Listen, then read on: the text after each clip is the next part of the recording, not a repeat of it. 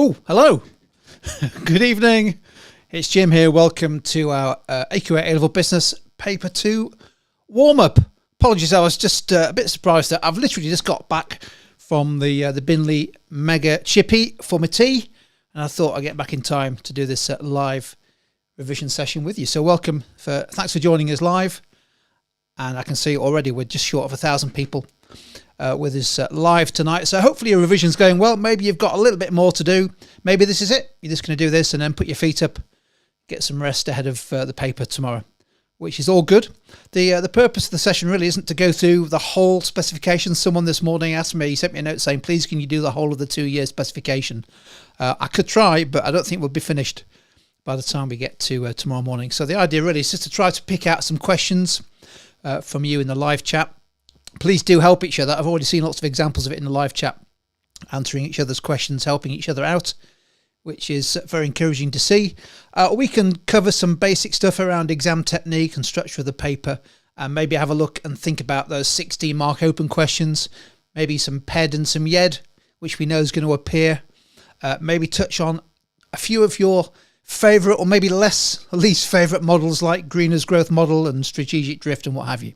So that's the idea really. I don't know how long this is going to last, except it will definitely finish before the exam starts, and hopefully not too late to give you plenty of chance to get some rest ahead of tomorrow. All I would ask though in the live chat is to try to keep things civil and try not to spam and impress by posting the same comment time after time after time, or winding people up, because it's not funny, and we're in paper 2 and people are still pretty stressed out about this whole experience, so we need to be supportive of each other. So I'd appreciate that if you could help each other in the live chat. I'll try to pick out some questions as we go. Obviously at the minute there's quite a fast stream coming through, but I will stick some questions on the screen. But just picking up some pre-submitted and pre-advanced questions, let's quickly remind ourselves. I'll tell you what I'll do. I might even stick myself over here, shall I?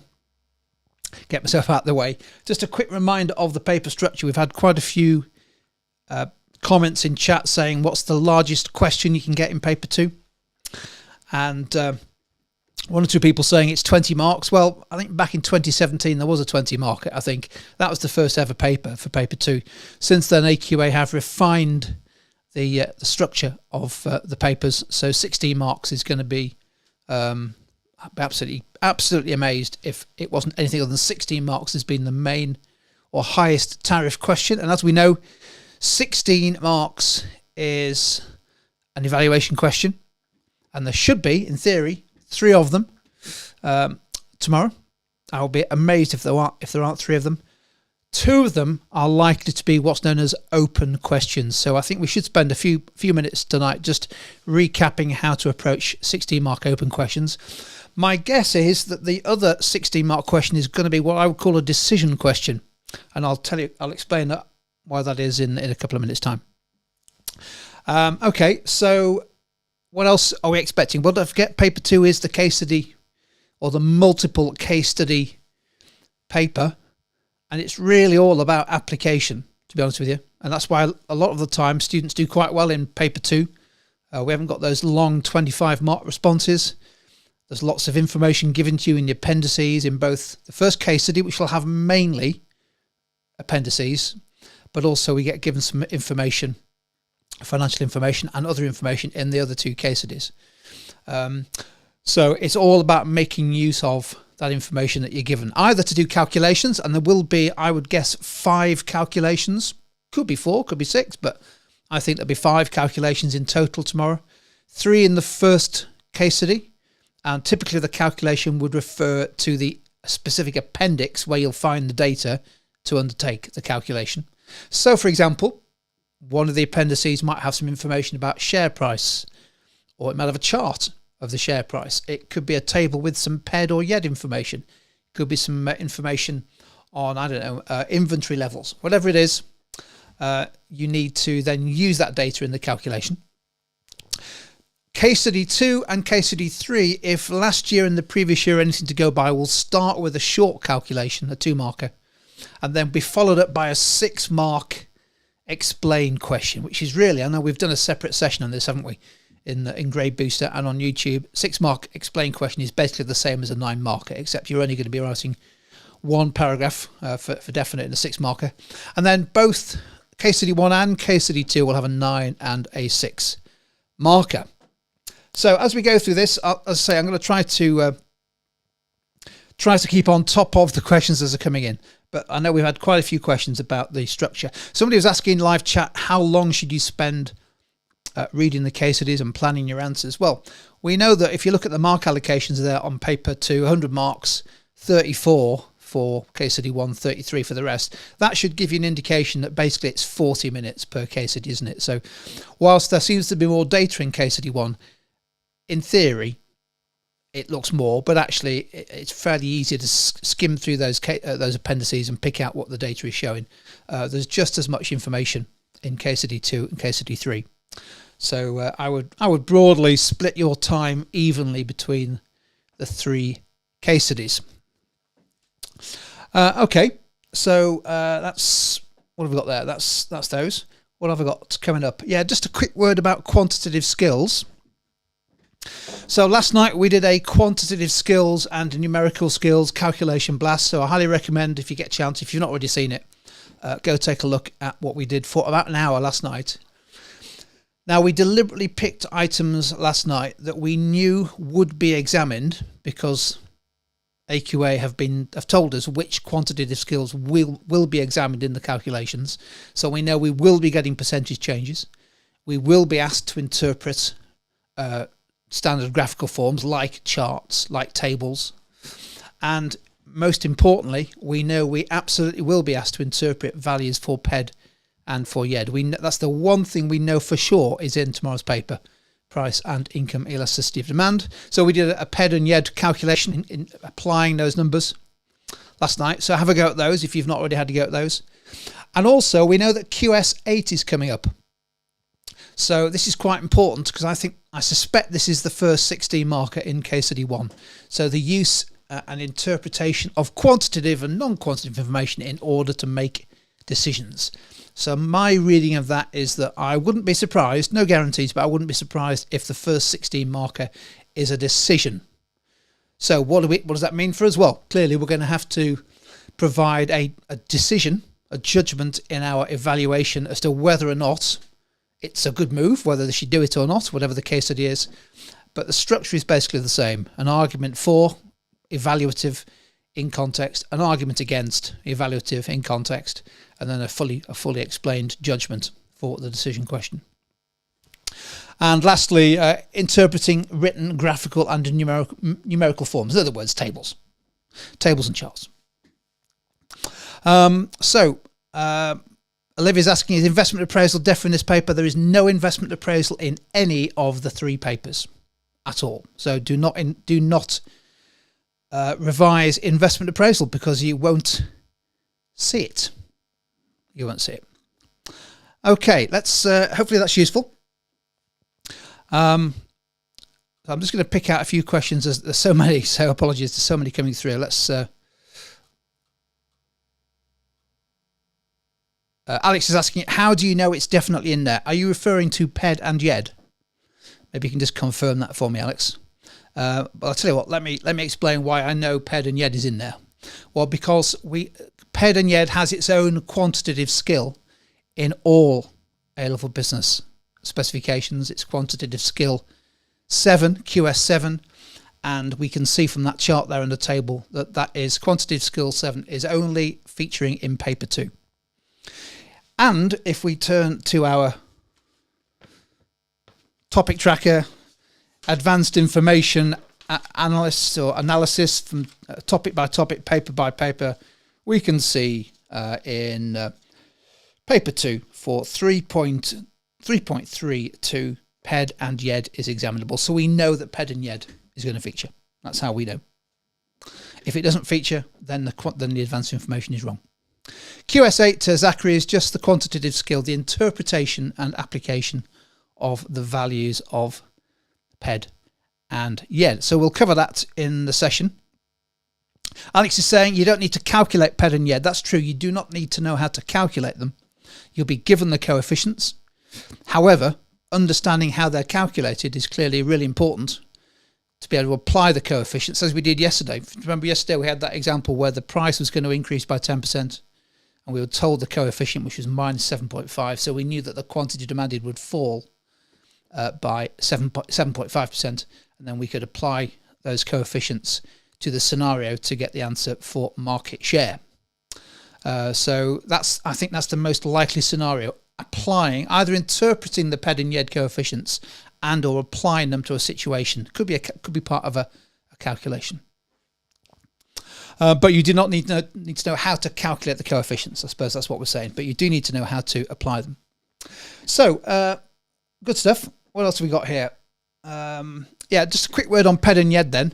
We know it's coming up.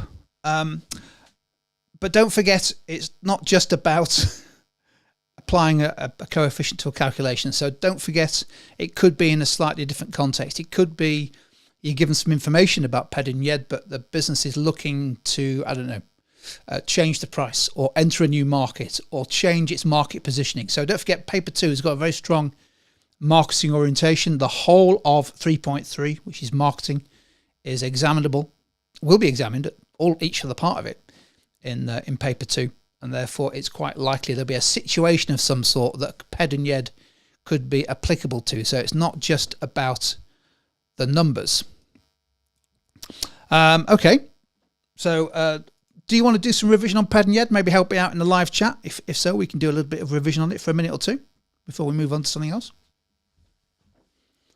Maybe help me out. Let me know.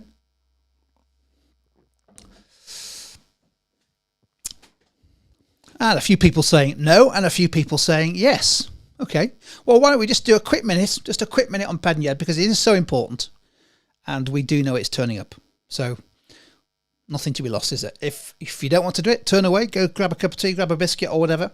So don't forget, we'll more than likely not be given some information. It doesn't have to be about both. It could be about just price elasticity. It could just be about income elasticity. YED could be given both. Do you remember with our James fitness case study on the Grade Booster course, which is the gyms, the luxury gyms market? We had a budget gyms product and a luxury gyms product in the market, and we were given PED and YED for both. So you could be given some information. It could be that a business has two different types of product, budget and premium, and you have to apply those. And so really what you're trying to do is you're trying to spot from the coefficients what the implications are. So how would you describe product A? Maybe in the live chat, help me out, a bit of revision for you. How would you describe, from that information, how would you describe product A? What can you glean from those coefficients there? Just a little bit of quick revision. Emma, yes, I'll go through that calculation. I'll have to explain it because I haven't got it on screen, but I'll go through that calculation. So Ben's saying product A is price elastic. Hasn't that saying yet? Price elastic, a normal good. And so if the price of the good increased by 10%, what would be the change in quantity demanded for product A? If the price of product A increased by 10%, what would happen to the quantity demanded for product A? You're telling me in the live chat it's price elastic, which it is. Yeah, Eleanor, yeah, 15%, wouldn't it? So minus 1.5 means for every 1% increase in the price, we would expect the quantity demanded to fall by 1.5%. So a 10% price increase, applying that coefficient, the quantity demanded would fall by 15%. Conversely, product B, that would work the other way. It's less elastic. It's actually inelastic, isn't it? So for example, a 10% fall, 10% increase in price would result in just an 8% fall in demand, and therefore overall sales revenues would increase. So that's really what we're about with PED and YED, and that's what we did with the calculation yesterday. We had a calculation where the price was increasing by 10%, and we were told that the elasticity was minus 0.75, so we knew that the quantity demanded would fall by 7.5% because the price was increasing by 10%. So now, income elasticity, we do take account of the plus or minus. So PED, we ignore it. We just assume it's a normal good. If the price goes up, quantity demanded goes down. But with income elasticity, we need to be a bit more careful. We do take account of the plus or minus. So product A, if incomes go up by 1%, demand will only go up by 0.5%. So that suggests maybe a product that's not particularly sensitive to changes in income, whereas product B looks like it could be a branded or luxury product. A 1% increase in incomes would result in a 1.9% increase in demand. So don't forget, though, you don't need to calculate coefficients, just apply them and interpret them. Superb stuff. That's PED and YED, I think. Yeah. Now, would it be useful to have a think for a few minutes about these 16-mark open questions? Again, I've come up with some questions which I've literally spent an hour in a coffee shop thinking, come up with some new open questions that could appear. And I was going to pass a few of them towards you and see what you think. And it serves two purposes. One is to help you revise them and think about how you might respond to them. But also it helps us to revise the topic that the question's about. So if you're happy for me to go through these, we can spend maybe 10 minutes going through these, and I'll hopefully ask some questions or answer some questions as we go. By the way, this is not meant to be a prediction on which 16-mark questions are going to come up.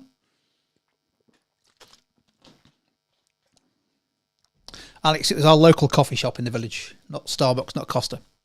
Okay, so what I've done with these is 16-mark open questions, and we'll go through how you respond to it, because there is a particular structure. If you've not already seen it on the YouTube videos and Grade Booster, there is a recommended approach to applying an efficient way of responding to these. So in a way, it doesn't really matter what the question is. We apply the same approach. So we always use the case study first, and then we then use other situations as our counter argument, and then we conclude. But we'll come back to that in a minute. But let's just go through these. Yeah, I might have to stick it on slow mode, I think. Or just ban a few people. That'd be easier, wouldn't it? Let's let's go through these. What do you think to these? I'll just stick them one at a time. If you're happy with them, just say move on, Jim. I could answer that. If there's anything in them that you're not sure about, let me know. Here's the first one, and I know this is a topic that a few of you wanted me to cover for a minute or two. To what extent should shareholders of all companies be concerned by the potential for a divorce between ownership and control? So don't forget, with the open questions, they will appear after the case study. So there'll typically be a line that says something like, I don't know, JRP PLC has had disagreements between the shareholders and the management about strategy, full stop. So there's something happened where it would be the case for the case study business, and then you then get set an open question. So what do we think to that question there? Do we know what it's about? Why? How can we spot that it's... we're going to... Yeah, don't worry, Abigail. We'll stay on this one, Abigail. So, how would you respond to that? What do we think? Well, let's first of all consider what it's about. It's about this concept called the divorce between ownership and control, which is why I've deliberately used the word shareholders and all companies. So it could say all businesses, but all companies, because this divorce between ownership and control is really about shareholders and managers. So what the divorce between ownership and control is a situation where the owners of the business, i.e. the shareholders, aren't involved in the day-to-day decision-making over what the business does, i.e. the control of the business activities. So, and this is often the case with, for example, large public companies that have thousands, in some cases millions of shareholders, very few of whom have any involvement whatsoever, and why should they, in the day-to-day decision-making of a business. So if you look at Tesco's has got millions of shareholders, some very large pension companies and others, but the shareholders don't run the business. They don't decide what to stick on the shelves and what price to sell at and where to trade. That's left to the board of directors to decide. And the idea of a potential divorce is that the managers or the board of a business may take decisions that are not in the interests of the shareholders. For example, they may decide to pay themselves more than they're entitled to, and the shareholders might think that's inappropriate. They may take decisions that shareholders disagree with. So that's the basic idea of a divorce between ownership and control. So with this one, what you'd have to do is, this is the efficient way, is you'd have to, for the case study business or case study company, you'd have to explain how the shareholders of the case study business should be concerned about it and why. But then your counter argument, you'd have to have some situations where shareholders of other companies in other sectors wouldn't need to be concerned. And so looking at some of the answers coming through on the live chat there, one reason why they shouldn't be concerned about this potential is because it may be there's strong corporate governance in place. Yeah. So there's strong procedures in place, like non-executive directors and proper reporting of what the business does, regular communication, so you could bring in stakeholder mapping. And in those situations, you'd have to explain those situations and make up some examples. Shareholders wouldn't be that concerned by this potential divorce. But in the case of the case study business, you'd have to explain how it was. So we've touched on a couple of things there, this divorce between ownership and control. Should I just briefly revise corporate governance? Is everyone happy with those? By the way, thank you very much for adding in so many great responses into the live chat. That's really helpful. Scrolling through them here.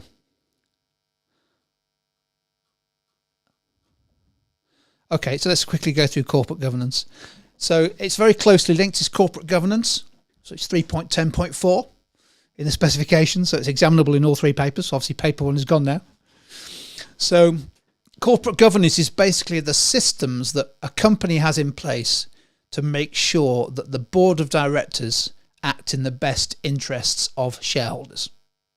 In other words, corporate governance is there to stop a divorce between ownership and control. So what do we mean by corporate governance? It's controls over what boards can do. For example, controls over how much they can pay themselves, including bonuses.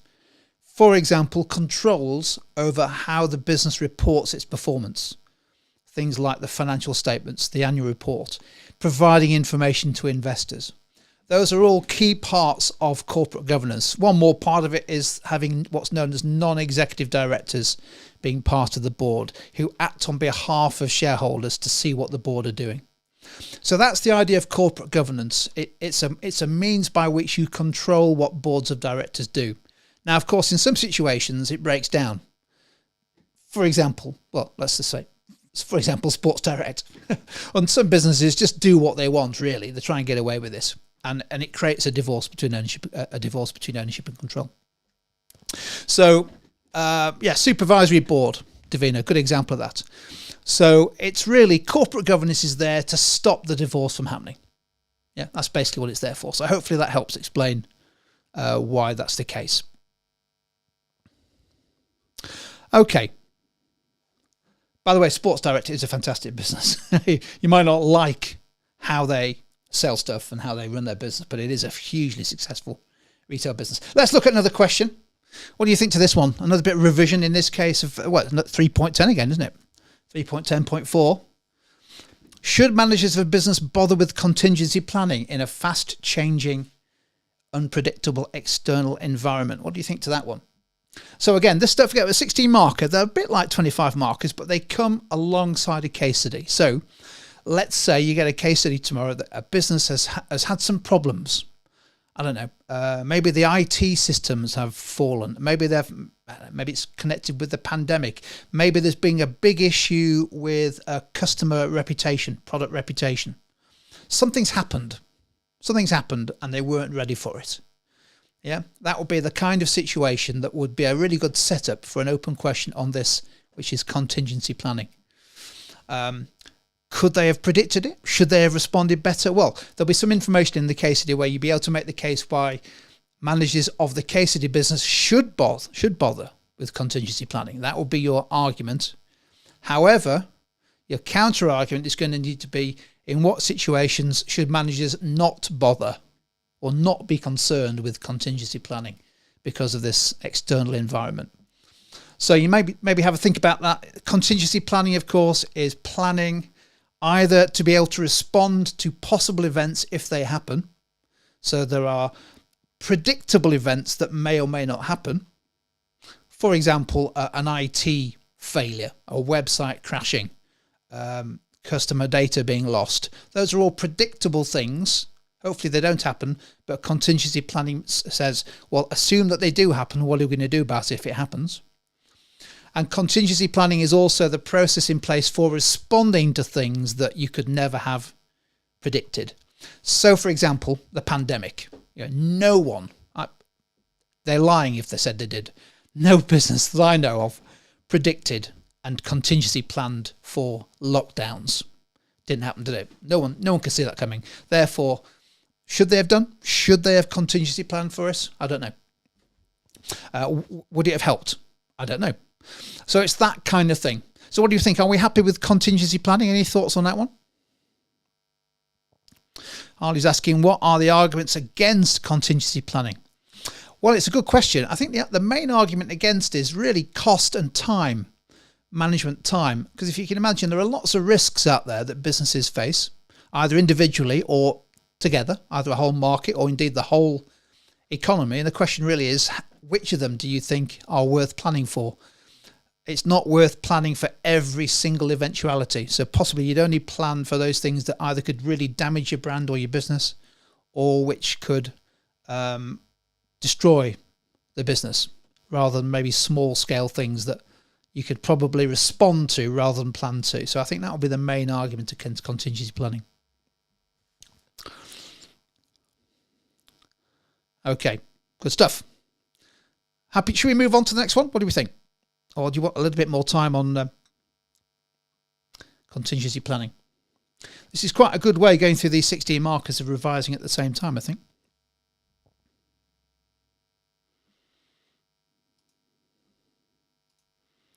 Okay. let's move on to the next one then. What do you think to this one? Now, this is, you've got to revise this. Got to revise motivation because we know it's coming up.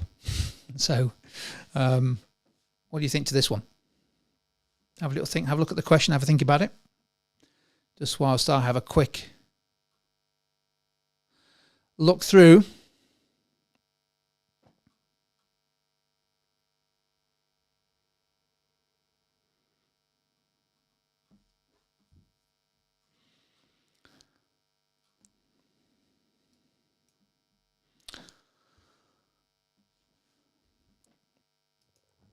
Okay, so we know that motivation is coming up.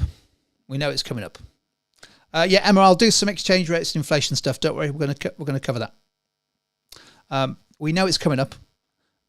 We know that the motivational theorists are in that section, as well as non-financial methods of motivation. Don't forget, there's only 3 motivational theorists that you need to know about, which is Maslow, which, as far as I can tell, has never been examined, Taylor and Hertzberg. You can use other motivational theorists if you wish. They're not in the specification, so you won't lose marks for doing them, but you can do. And also non-financial methods of motivation. So, and the reason why I think it would either be 9 or a 16 mark is because it's sort of a self-contained piece of the specification, and the first case study feels like it's going to be a marketing case study from the spec and the advanced information. So, should HR managers of all businesses focus on financial rewards in order to maximize the motivation of their employees? So how might that have come up? Chances are, if you may have seen this, we've done a case study which we went through called Wolfpack, which is a business that decides to move towards performance-related pay. It's in the YouTube video on 16 markers.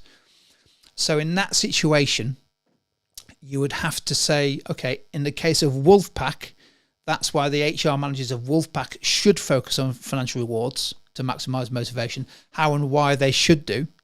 And then what you then do is you then flip it over and say, right, forget all about that particular sector, which was a state agency. Think about some other situations, some other businesses, some other business situations, contexts where managers shouldn't focus on financial rewards, but perhaps look on non-financial rewards in order to maximize motivation. So again, you'd need to bring in your examples of those. Charlie and a few others are saying, could you bring in Hackman and Oldham? Absolutely you could. So you wouldn't get a question on Hackman and Oldham because job design is not in paper 2's advanced information. However, we know that job design, Hackman and Oldham, is very closely linked to non-financial methods of motivation. You know, how work is set up, what you're asked to do. So there's no reason at all that you couldn't bring in Hackman and Oldham as a way of adding to the depth of your responses for a question like this. No reason at all.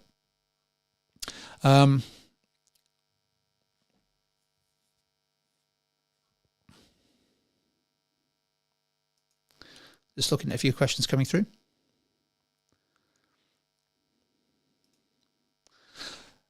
So what do we think to that question? Would that be okay? Any questions as we go on methods of motivation, motivational theorists?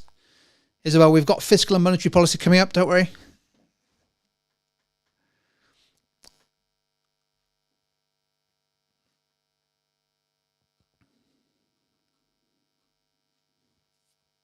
Just looking at the chat to see if there's anything else anybody else wants me to cover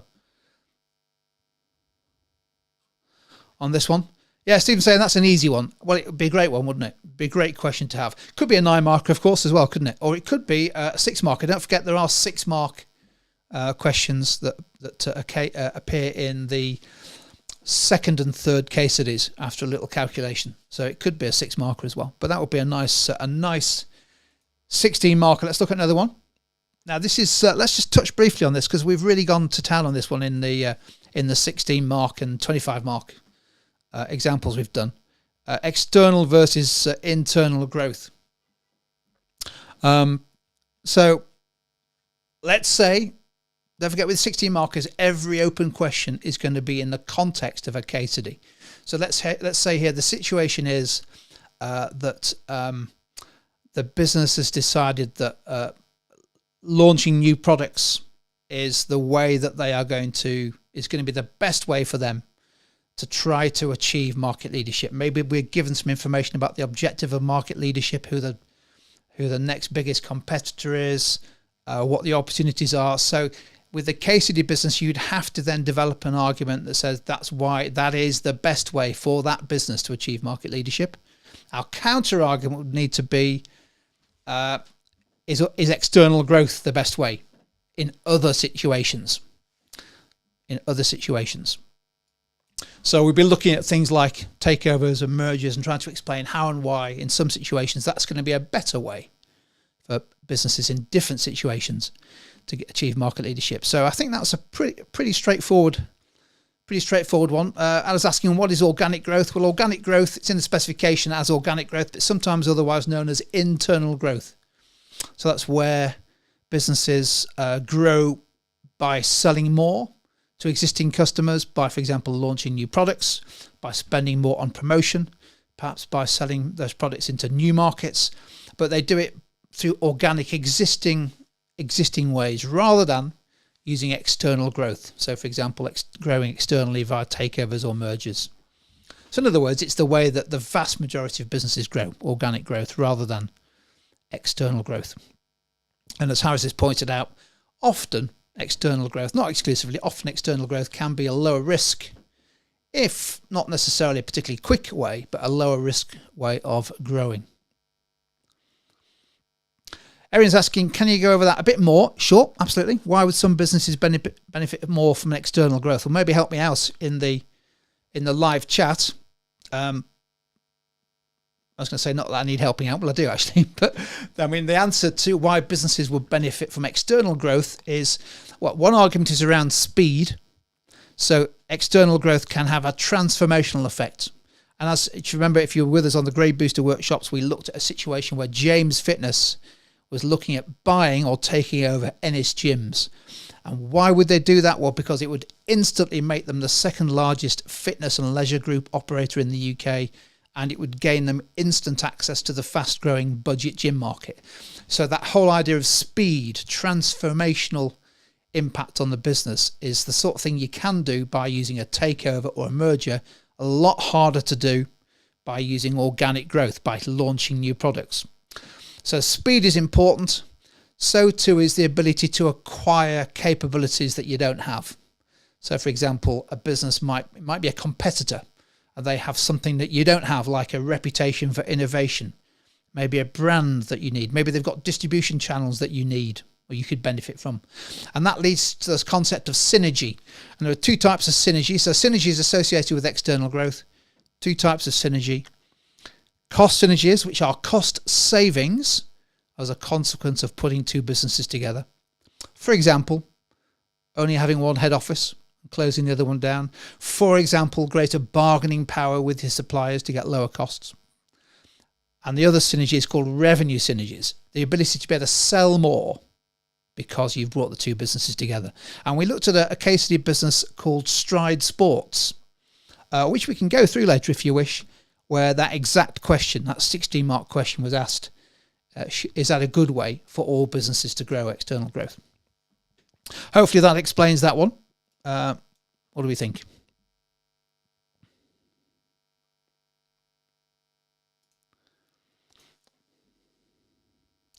Yeah, well, Dancing Queen will have a look at Greiner's growth model. I think it's coming up soon.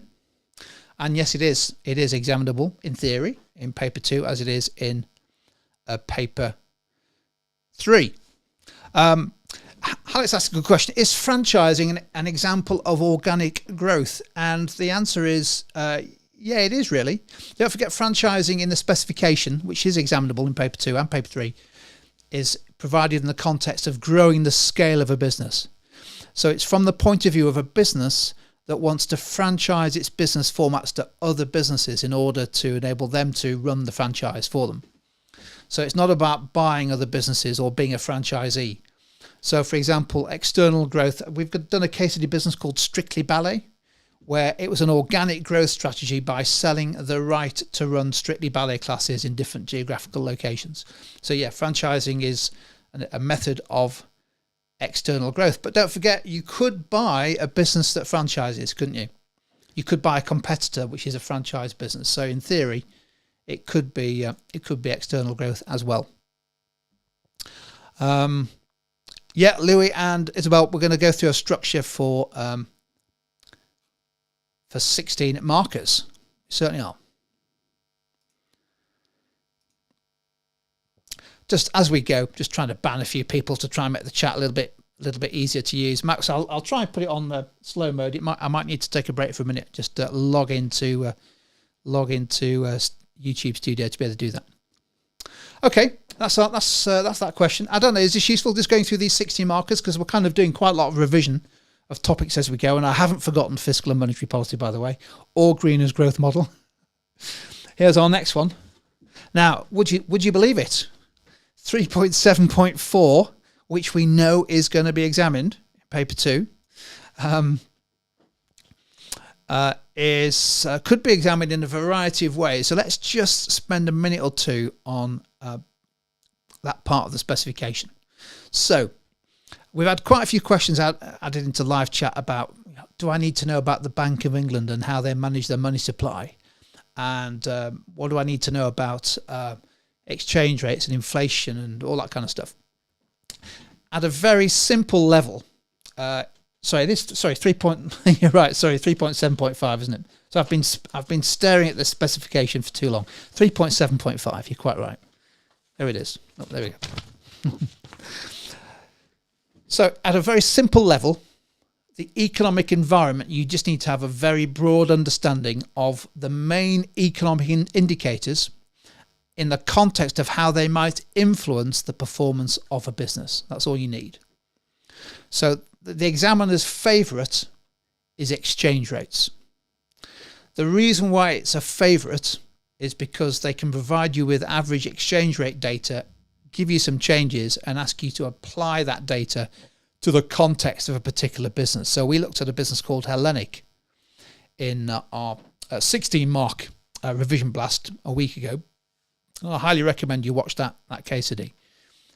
The examiner likes exchange rate changes because you can do little calculations, you can explain how it might affect a business that maybe imports or a business that exports, and it's relatively easy to apply that economic data to a business situation. However, exchange rates aren't the only economic variable that you might be given.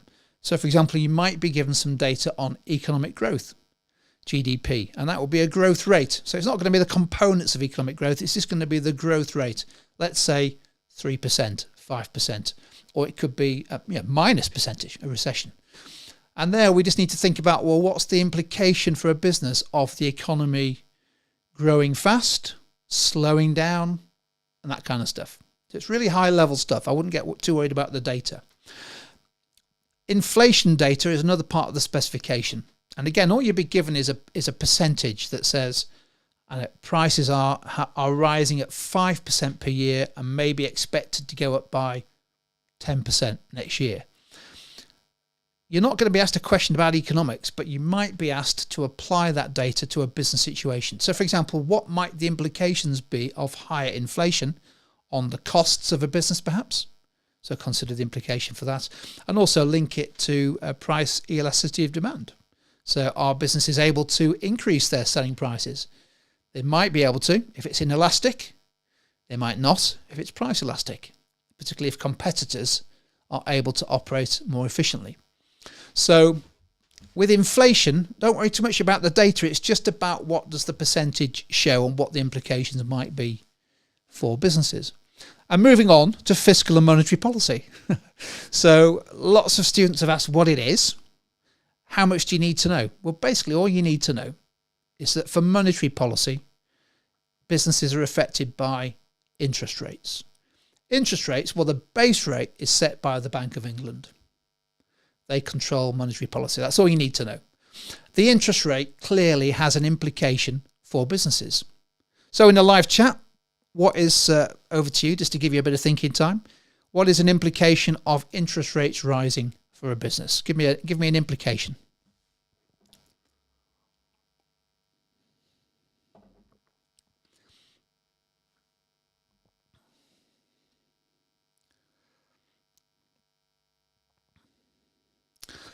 Yeah, so we've got, for people saying in live chat, higher costs. So, for example, if a business is highly geared, it's got maybe large amounts of loans, then it's going to be paying more interest costs, isn't it, if interest rates go up?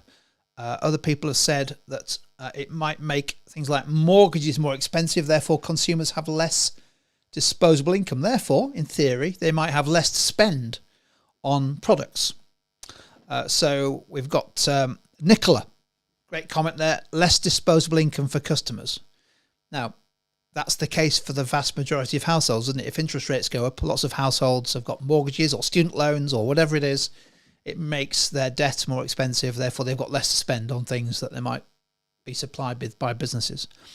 And particularly businesses with higher levels of gearing are potentially badly affected by rising interest rates. And of course, the opposite is true as well, lower interest rates.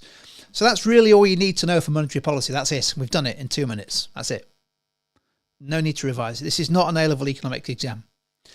What about fiscal policy? What is fiscal policy? Maybe help me out in the live chat. What is fiscal policy? What is fiscal policy?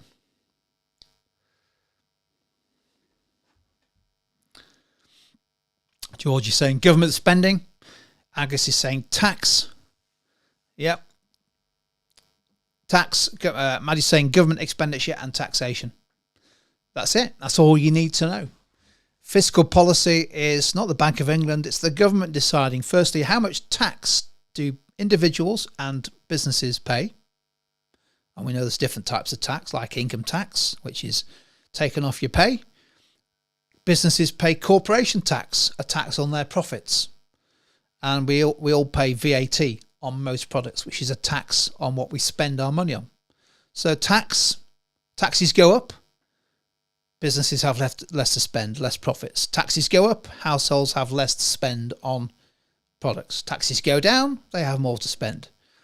And the other side of fiscal policy is government spending, because governments spend on goods and services. They pay for the NHS, they pay for education, they pay for health services, they pay for defence, social security and the rest. So that's all you need to know. Sometimes fiscal policy is designed to give people more money to spend. Sometimes taxes rise, as they are doing now, in order to try to cut back on the government's budget deficit. That's all you need to know about fiscal and monetary policy. So you might be given some information that says something like taxes on households are expected to rise, or government spending is expected to increase.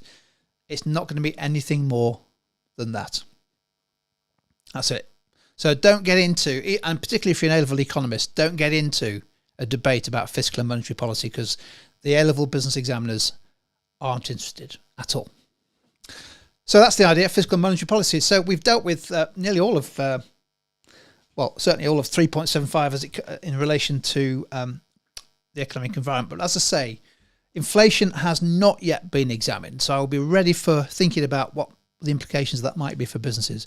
But exchange rates are the examiner favourite. They really are, which is why we did that exchange rate question on Hellenic a few days ago, because it's a lot easier for them to set questions where you can apply some data and apply it to the case of your business. Now, just whilst we're on that one, open trade and protectionism and globalization, should we just do a minute on that? And we'll come back to that 16 marker. What do we think? Yeah, we're going to do some marketing in a minute. Yeah, we'll come back to this. We'll come back to this 16 mark question.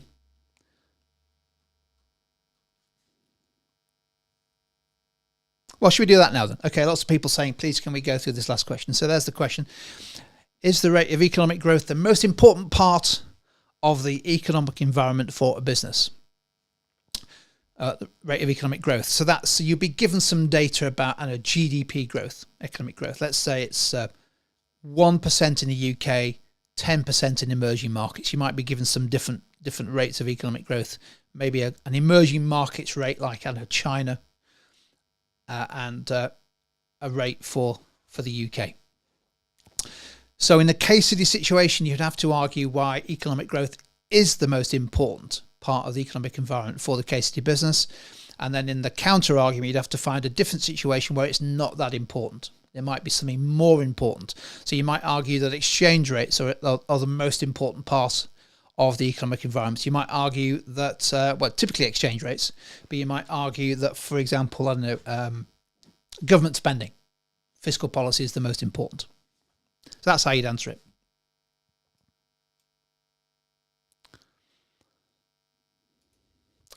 Okay, so should we have a look at a few more? Because this is going to get us into some of the other topics you've asked us to do a quick bit of revision on, but also some marketing stuff as well. So here's the next one. Just a quick one on this one because it touches on globalization and emerging markets. So is increasing competition from businesses in emerging markets a concern for all businesses wanting to maintain their market share? Now, this is a hot topic, as in it's a topic which has been on the specification since 2017, the first exam, but it's not yet been examined, and it's in the advanced information. This idea of globalization and emerging markets. So let's set the situation up here. Likelihood here is a situation where a business, the case study business, is losing business to a new competitor from an emerging market. Let's say, for example, a business based in, I don't know, Indonesia or Vietnam or China that's maybe taking market share from them, has entered the UK market with a product that competes. So there's something happening in the case study business where emerging markets appear to be a significant issue for that business from a marketing point of view. So in that situation, with a 60-mark open question, we'd have to argue how and why it is the case for the case study business they should be concerned. And in a way, you'd be given the answer, won't you? Because you'll have thought about it. Because you can see the evidence for why they should be concerned. So you just use the evidence. What you'd have to do for your counter argument is to come up with a reason why other situations shouldn't be concerned. So over to you. Can you think of any situations where a business or an industry shouldn't be concerned about emerging markets, about competition arising from the likes of Vietnam and Indonesia and Malaysia? What do you think?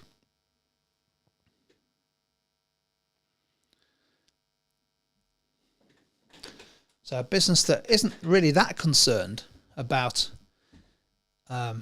competition from emerging markets, or a situation. Now, don't forget with these, you can either mention real businesses, which is fine, or just situations.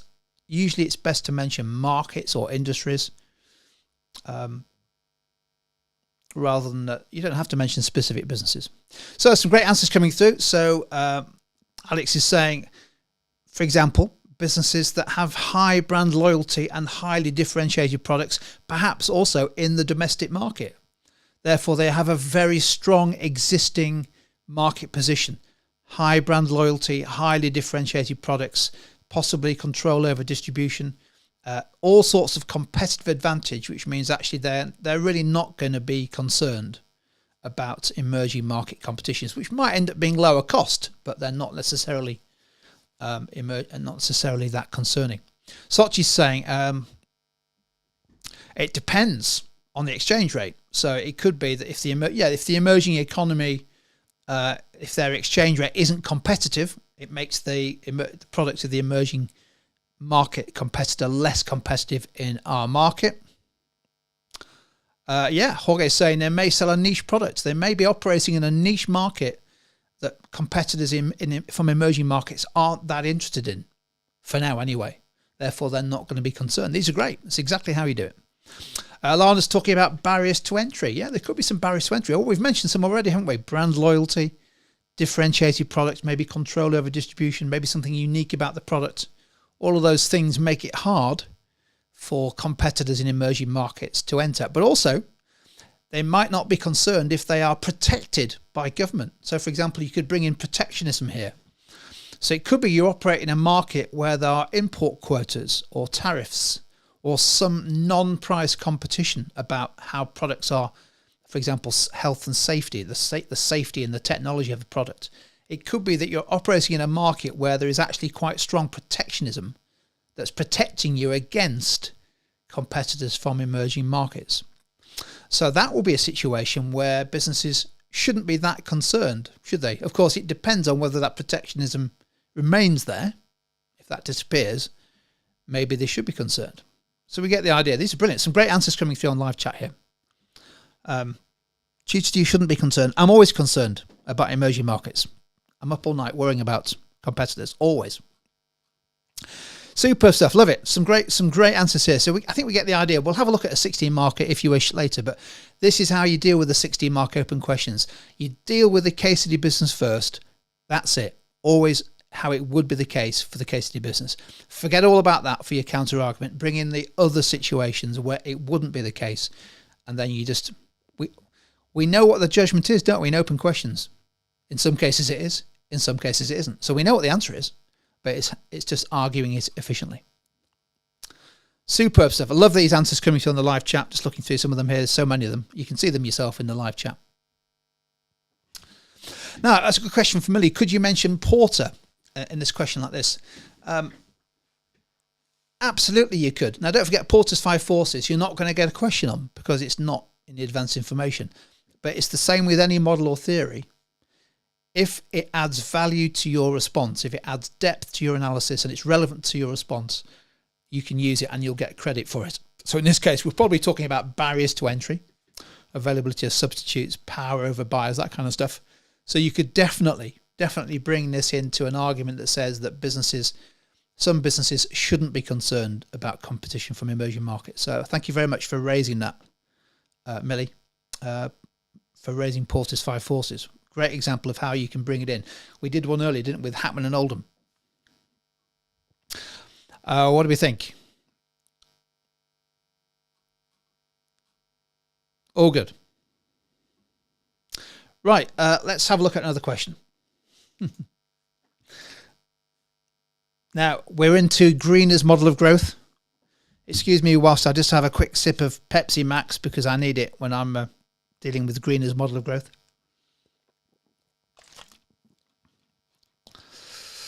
Here we go. How long have you got?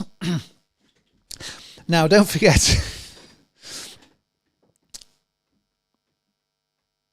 Hang on, just going to...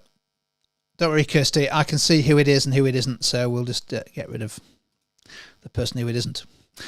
Okay, so Greiner's model of growth. Could you get a question on it? Possibly. It's quite a hard model to ask a question about specifically. I was thinking about this a bit earlier. How could it come up? I actually think it's more likely in paper 3, but it could be in paper 2, couldn't it? So we have to be ready for it. And I was thinking of a situation where the case study business is moving from being a young business to being a more mature business. It's going through some growth pains. And it's going through maybe a crisis of leadership or a crisis of autonomy. Something's happening. One of the crises or two of the crises where it seems to be struggling to grow up. A bit like one or two people on the live chat. But we're not applying Greiner to them. We're applying it to a case study business. So I think that will be the situation where that could be the situation where a case study business has got some issues. It's struggling to grow. There are problems with decision making, problems with control of the business. Something's happening where one of the crises is happening. Yeah, largely due to the fact that it's either becoming a small business to a very large business very quickly, or it's becoming a startup business to a more mature business. Perhaps it's more likely to be small to large, or small and young to large and mature. I think that will be the situation where you could potentially have a Greiner style question. But I'm not trying to predict it is, but I think, does that make sense? That's how you could potentially set this up for applying Greiner to a 16 or a 9 mark question. So how would you deal with this question? Well, for the case study business, it's set up easily. We just deal with the case study business first. So we just say, look, it does appear inevitable for this business that it's going to have these crises because of the way it's set up, maybe because it's the way it's managed, maybe it's the influence of the founder, whatever it is. There'll be something in the case that says, yeah, it's just going to happen, isn't it? Nothing they can do about it. It's just the way this business is. But there'll be other situations where businesses don't experience these crises of growth.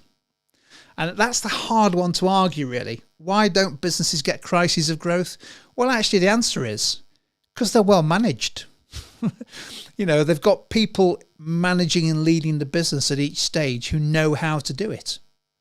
So, for example, young immature startup businesses, entrepreneurial businesses, are set up and run by entrepreneurs, and that the entrepreneur soon works out that actually to move to the next stage of growth, he or she needs to bring in professional managers and professional specialists to run the business. And they bring in controls in the business, and they manage the growth of the business carefully and don't grow too fast. And therefore, there aren't crises.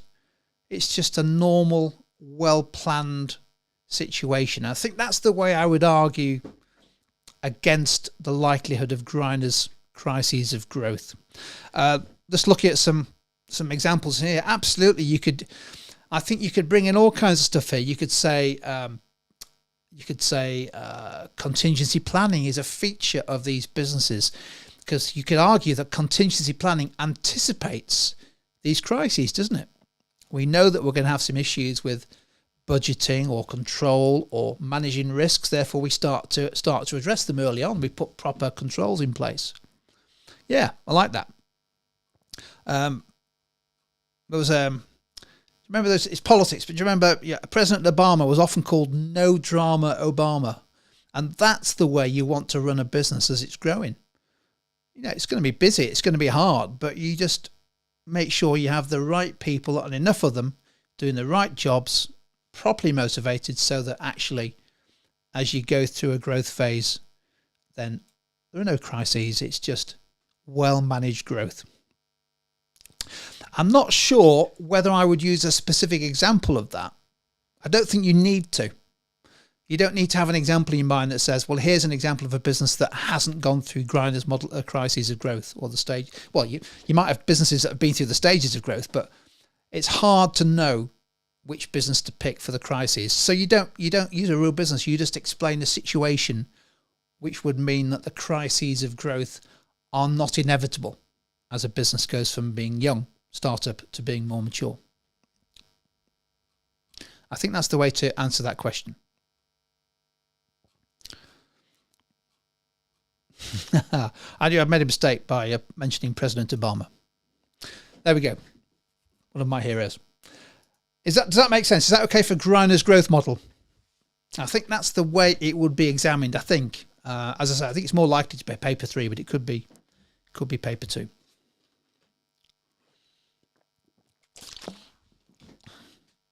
Yes, Ben, we'll go over 9 markers. Yep.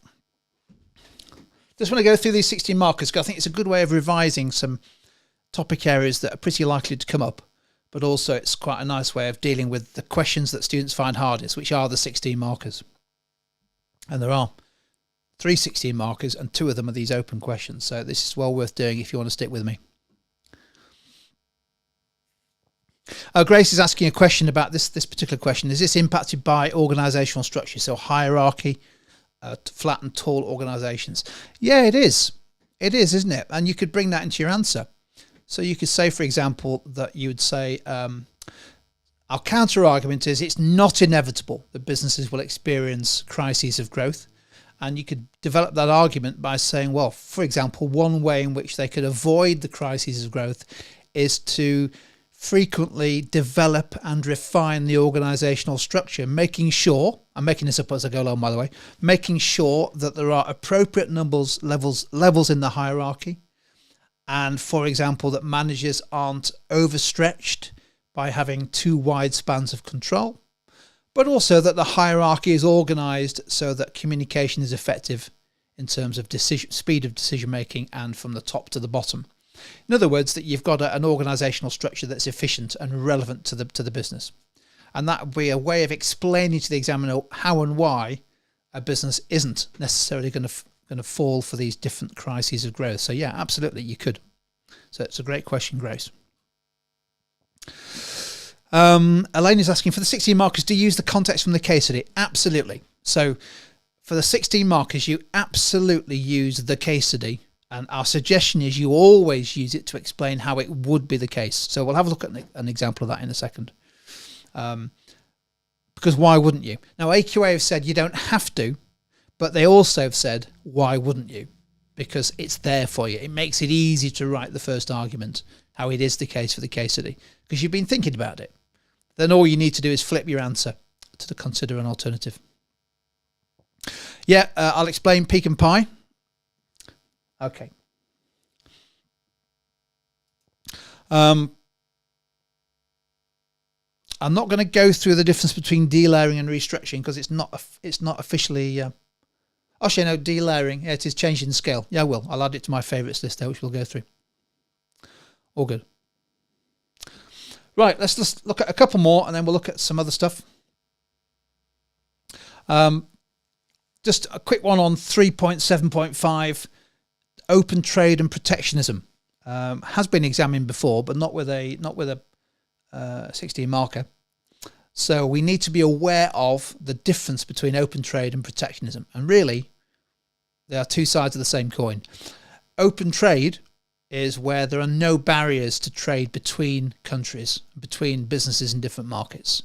So, for example, within the European Union, trade can pass freely, but clearly now it can't pass freely from the European Union to the UK because we're no longer part of the European Union. Protectionism is where there are barriers to trade, and they could be of different sorts. They could be import quotas, tariffs, non-price competition like rules and regulations and that kind of stuff. And the basic advantages of free trade are that it helps businesses trade internationally. The disadvantage of that is that you face more competition from businesses in other markets. The flip side, the advantage of protectionism is it protects you. The disadvantage is it stops you from trading internationally. So that's all you need to know. So this 16 mark open question, the situation here would be tomorrow, the case study business is being impacted by protectionism. And for example, it's trying to trade in a new market, let's say China or wherever, and there are restrictions on their ability to do it, or they suddenly face new protectionisms or methods of protectionism, like a quota, like a tariff, and that's affecting their profits. So something bad's happening in terms of protectionism to the case study business. That makes it easy to explain why the managers of that business should be concerned about it, how and why. Then you need to find situations where businesses aren't concerned about it. Okay, one more. Now, it's actually, I'll just put two on the screen there because I just wanted to spend 10 minutes just talking about marketing. So marketing, we know, is the whole of the specification is examinable tomorrow, all of it. But there are still some topics that have not yet been properly examined, and this is as good a time as any for the examiners to add them in there. So I just thought I'd put a couple of questions in just to help you think for maybe 5 or 10 minutes as you're revising. How would I respond to that? What is it about? Just need to be ready for questions like these. Because, of course, the thing with the 16 markers, you've got no choice. What do you think to that first one there? Is digital marketing now the best method of promotion for any business that wants to target new customers? What do you think? What do you think to that?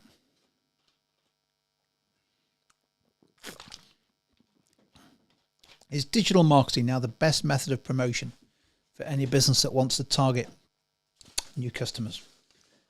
Put some thoughts into the live chat whilst I just refresh my my notes.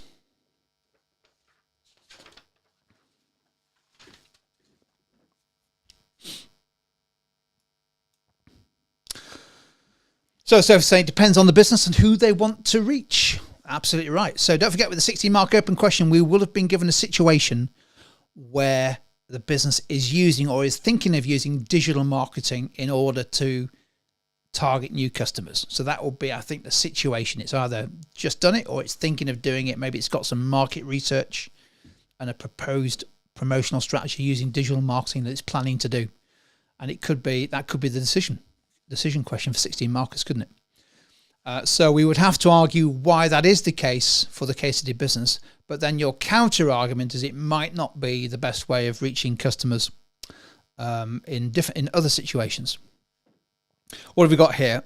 So Jenna's making the point the older demographics may not be online, therefore it may not be suitable. Digital marketing may not be suitable for every business. So that's a really strong argument, isn't it? That's the foundation for a fantastic counter argument. Charlotte's making the point about digital marketing being much quicker and easier to use. It is, and potentially cheaper, and also a lot more targeted and measurable. So there are lots of advantages of digital marketing, provided that your target customers are available and responsive to digital marketing. So it's quick, it's easy. It's also very easy for small businesses to use, and it's very easy to measure. Lots of advantages, however, not always the case. Yeah, an argument here: digital marketing would not be best when catering to an older target market, so an older demographic who don't use digital technology in the same way. Yeah. Sarah's saying it depends on the product. It does depend on the product, although actually most products can be sold with digital marketing. The question is, are the people who might buy them responsive to digital marketing? Yep, superb. Great stuff. That's great. Some great answers coming in here. So I'm confident that you'll be able to develop a strong response to this.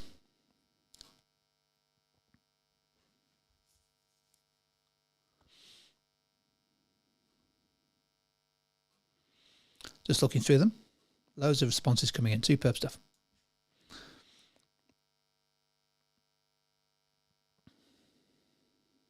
Yeah, it's quite interesting. Quite a few people are just giving me some nice it depends on points. And I think we'll come on to the pecan pie approach, but it depends on points are a really effective way of qualifying your argument, showing some judgment within the point, but then also a really effective way of adding some value to your judgment at the end. So it's great to see you using those.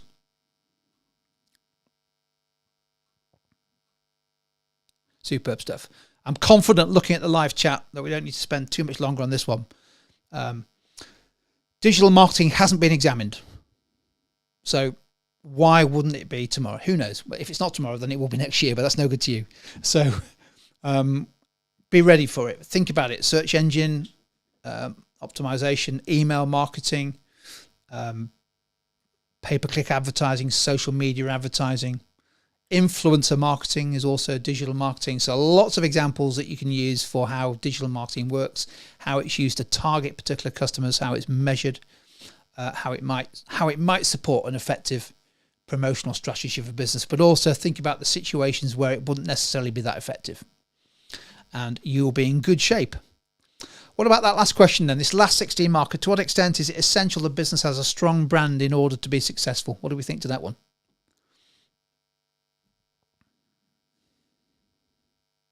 How important is branding?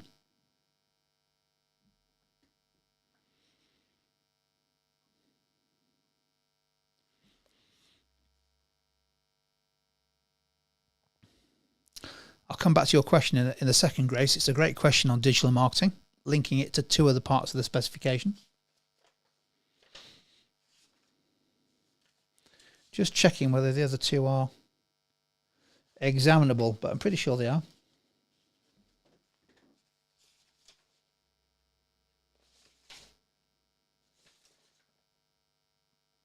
No, they're not, actually.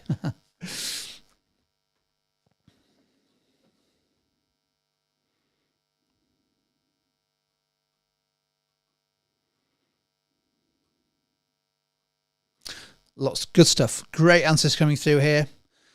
So without picking anyone out in particular, a lot of you are making the link between branding and differentiation. And you might argue that the two sides of the same coin, that highly differentiated products and services, goods and services, tend to have a strong brand associated with them, and the brand is associated with that differentiation. It could be differentiating either in terms of quality, features, all kinds of stuff, couldn't it? Utility in some way. So that's a great argument in favor of the need to have a strong brand in order to be successful. So the situation here would be a case study business that is trying to invest in its brand. It's trying to build brand loyalty, build brand awareness, invest in promoting the brand. And therefore you'd have to argue why that is important. It's essential for that business to do so, to be successful. However, what about the counter argument? So that I think we could all build a good argument for why having a great brand is important. But what are the situations where brands are not that essential in order to be successful? What do we think? We need some examples here of markets, industries where brands aren't that important.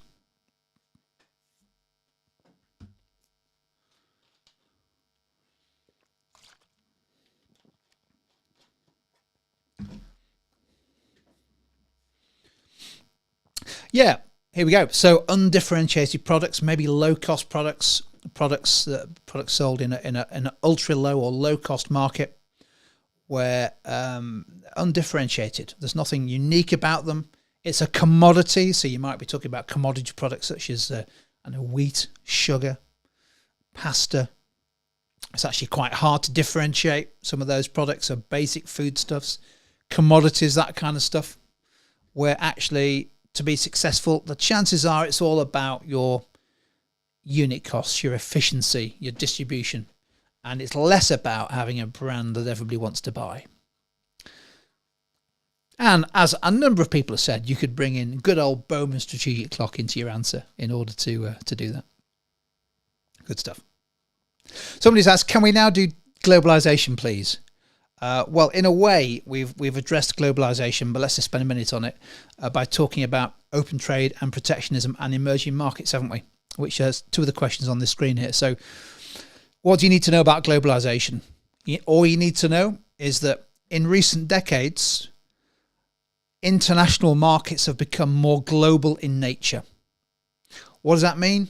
It means that we have seen the growth and development of quite a large number of multinational businesses, MNCs, who have developed a global business. They both operate in, sell in, and produce in many countries, many continents.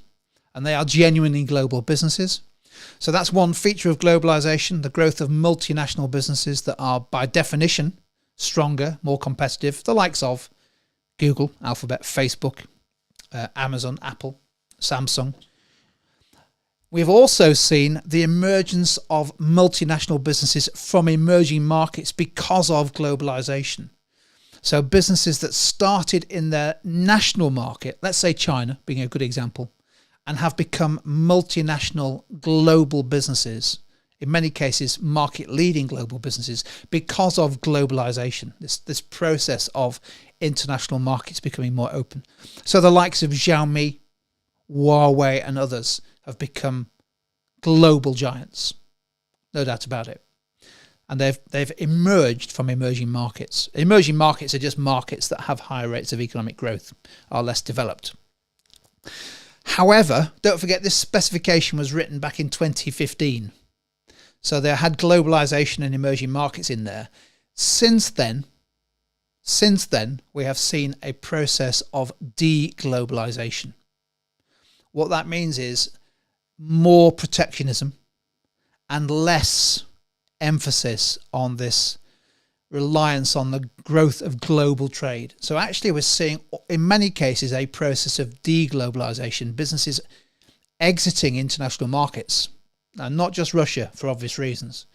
So just be careful with globalization. You don't need to know anything more than that. That's what it is.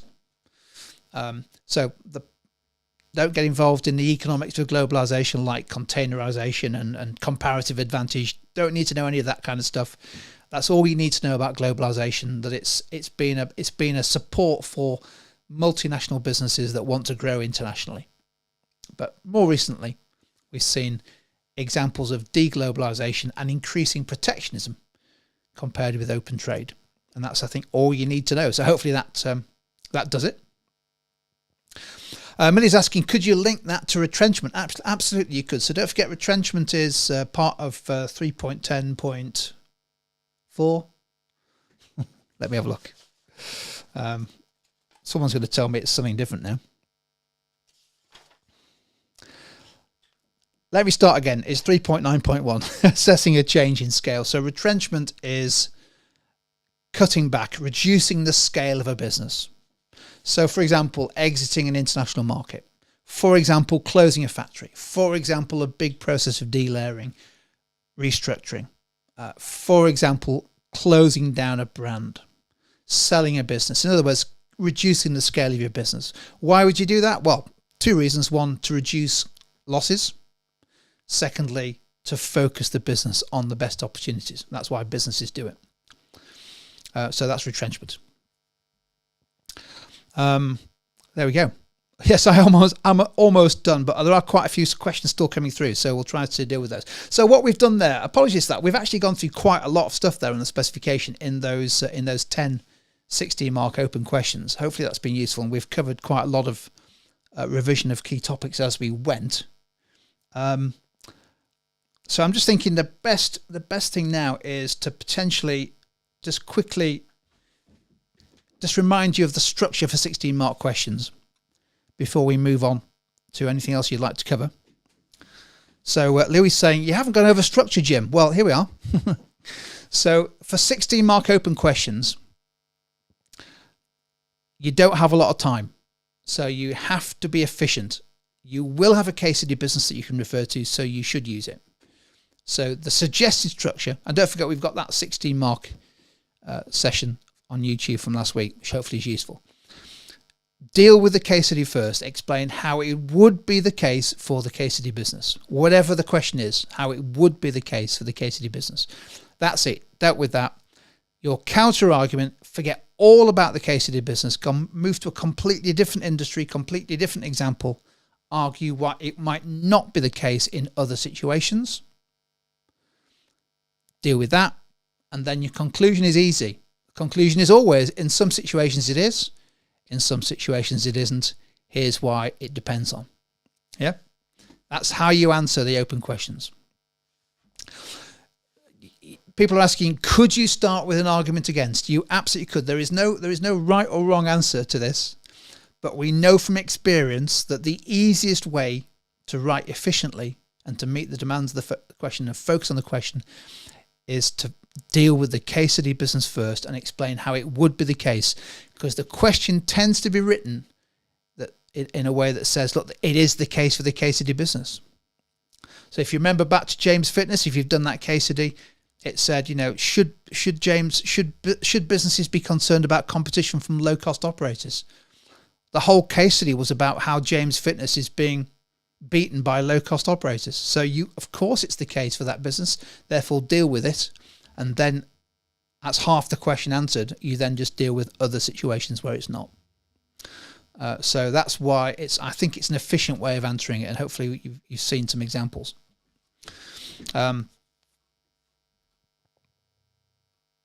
I'm very conscious that Love Island is on in 40 minutes time. Okay. What do you think? So does that make sense in terms of the... now, just a quick word about the 9 markers. So don't forget, you're going to be given 3 9 markers and potentially a couple of 6 markers. So the 9 markers are going to be contextualized.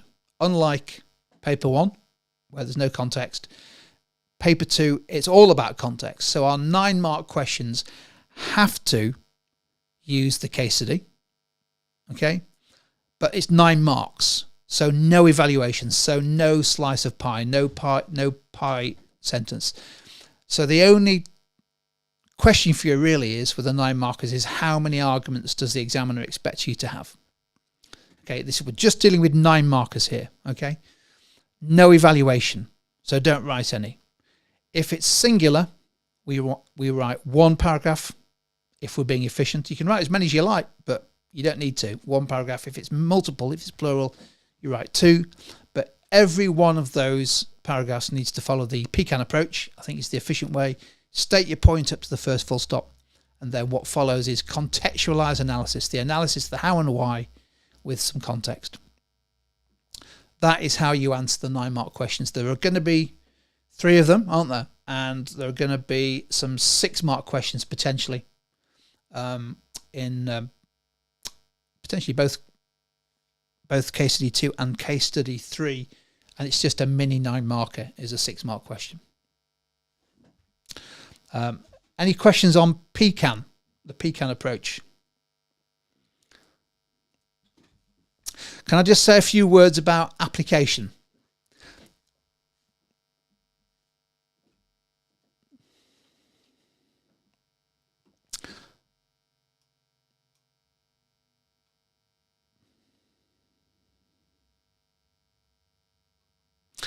Sorry, I'm just hesitating because there's a couple of questions coming through about structure.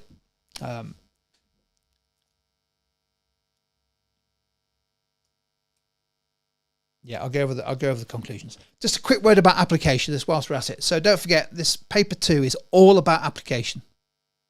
Application, application, application. Why? Because you're given the data. You must use the appendices. You must use them anyway for the calculations because you'll be told where the data is.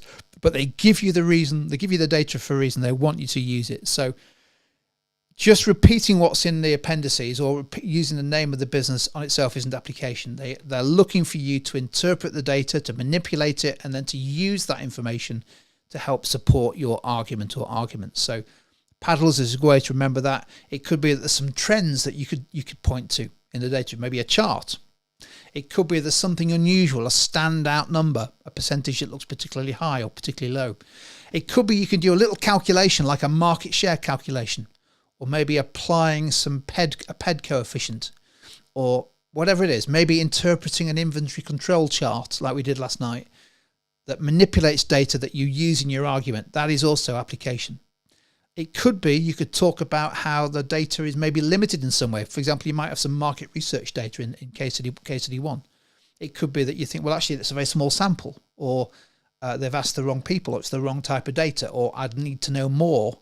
So talking about the limitations of the data that you'll provide with is another way of showing application. And generally, using the data to support your argument. So you'd say the data in Appendix C in particular, the market share data, this is how it supports my argument. So all I'm saying is use the data. Students in paper 2 who do the best make relentless use of the information they're given to support their arguments. They're not just copying out what's in the case study, but they're referring to it. And of course, don't forget also to use such as seasoning to help root your responses in the context of each case study. Jorge is saying, do you have to use calculations from the data? No, you don't have to. Unless you get a 2-mark question or 3-mark question that says calculate based on the data, in which case clearly you do. However, it is still a really good technique to use to manipulate the data, do a little calculation and use it to support your argument, because that is application. And so many students write vanilla answers that are not in any way connected to the case study business or the situation. And it's quite important to use the information you're given. I suppose what I'm saying with application is it helps your answers stand out, and that's what you're trying to do. Okay.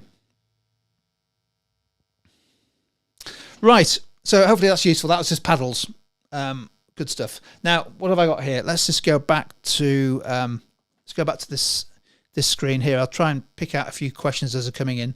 We'll do another 10 minutes, unless you want me to actually take you through. I'm just going to go find it on the screen here. Take you through an example of a 16 marker, which I'm very happy to do. So what do you think? What would you like to? Would you just like to ask questions in live chat and I'll try to answer them, or would you like to have a look at a worked answer? It's up to you.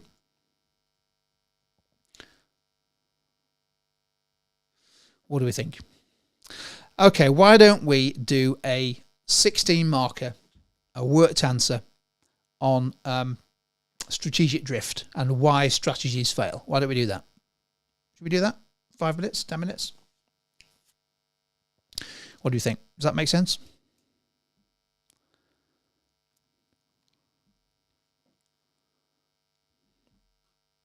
A worked answer it is. Okay, here we go then. So stick with me. If you don't want to do this, no problem at all. You can always come back, or if you found the session useful, hopefully you'll go well tomorrow. Let's have a look at this one here. So it's not easy to see on the screen, but let me tell you what's in the case study. Let me see if it's yeah. Let me tell you what's happening in the case study business. It's a business called JW Bakery.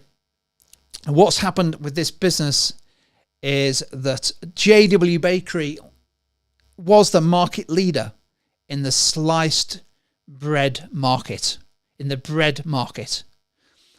market leader for selling sliced bread. However, in recent years, the market has changed and the business has been overtaken by a business called Dotec, which is, oops, hang on. I'm sorry, I was just flicking to the wrong one there. Has been overtaken by a business called Dotec, which has invested in more innovative bread products like wraps and pita breads and others. And we're given some information about Dotec. We're given some information about JW Bakery, and it's a classic case study business that will be set for a 6 and 9 and a 16 mark question. So let's have a look at this worked answer, and it's based around the concept of strategic drift. So let's just quickly remind ourselves of what's in strategic drift. The basic model is that the external environment is changing for every business. Therefore, strategy needs to change to meet the external environment. That's the basic idea of strategic drift. If your strategy takes account of changes in how the market is changing, then you'll be fine. If it doesn't, there's a risk that you drift and you either get to a stage where you're in flux or potentially dead. You get overtaken by competitors. That is the strategic drift model. You might be the leader, but something happens in the market, and if you aren't keeping an eye out for what's happening in the market, you lose your market leadership to somebody that is a bit sharper. That's the basic idea of strategic drift. Here was the question. JW Bakery has lost market share as competitors have exploited changes in market conditions. Do you agree that managers of all businesses should be concerned about strategic drift? 16 marks. So what you have to do tomorrow is unpick the demands of all these questions. So you have to work out what's the question about, our start point, and what's the question trying to get to, the end point. Where do our arguments need to get to? So what is that question about? Over to you. Giving you a bit of a clue, really, with that introduction to the topic. Flux is where it's a part of strategic drift where you're trying to change strategy, maybe moving backwards, forwards, trying a few things, just not working, and it's just not, the change isn't significant enough in the strategy to be able to recover. That's the basic idea of flux. You're trying to change, but it's just not working. Something bigger needs to happen. That's the basic idea of flux. So yeah, so this question is about strategic drift. Therefore, our answer needs to focus on the model of strategic drift. And in terms of the end point, so yeah, curses, yeah, the start point, lost market share, strategic drift. The end point is, should managers be concerned about it? How and why should they be concerned about strategic drift? Don't forget, it's a 16 marker, therefore we need balanced arguments. And we need to focus on the wording of the question. Should managers be concerned? Managers, in this case, of all businesses. Okay. So before we have a look at the worked answer, let's just see if there's any questions coming through about this question.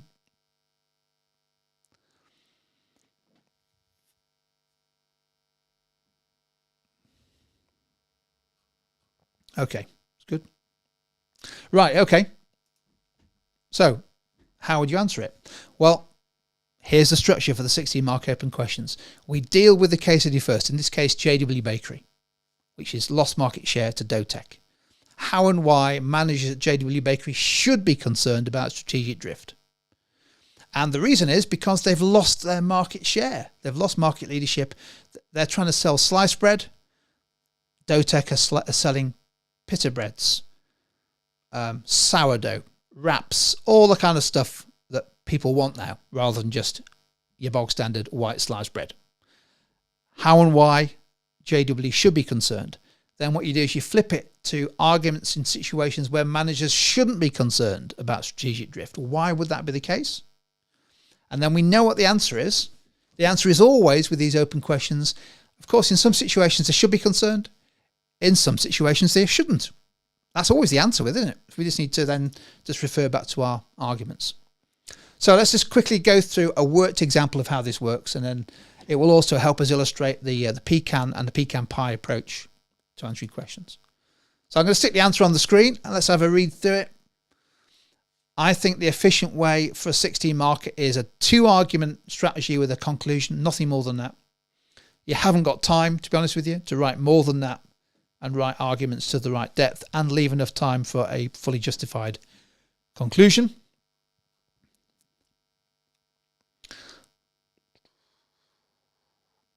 So I'll leave you, I'll read it through with you on the screen. I'm going to keep an eye on the live chat as well as the questions come in.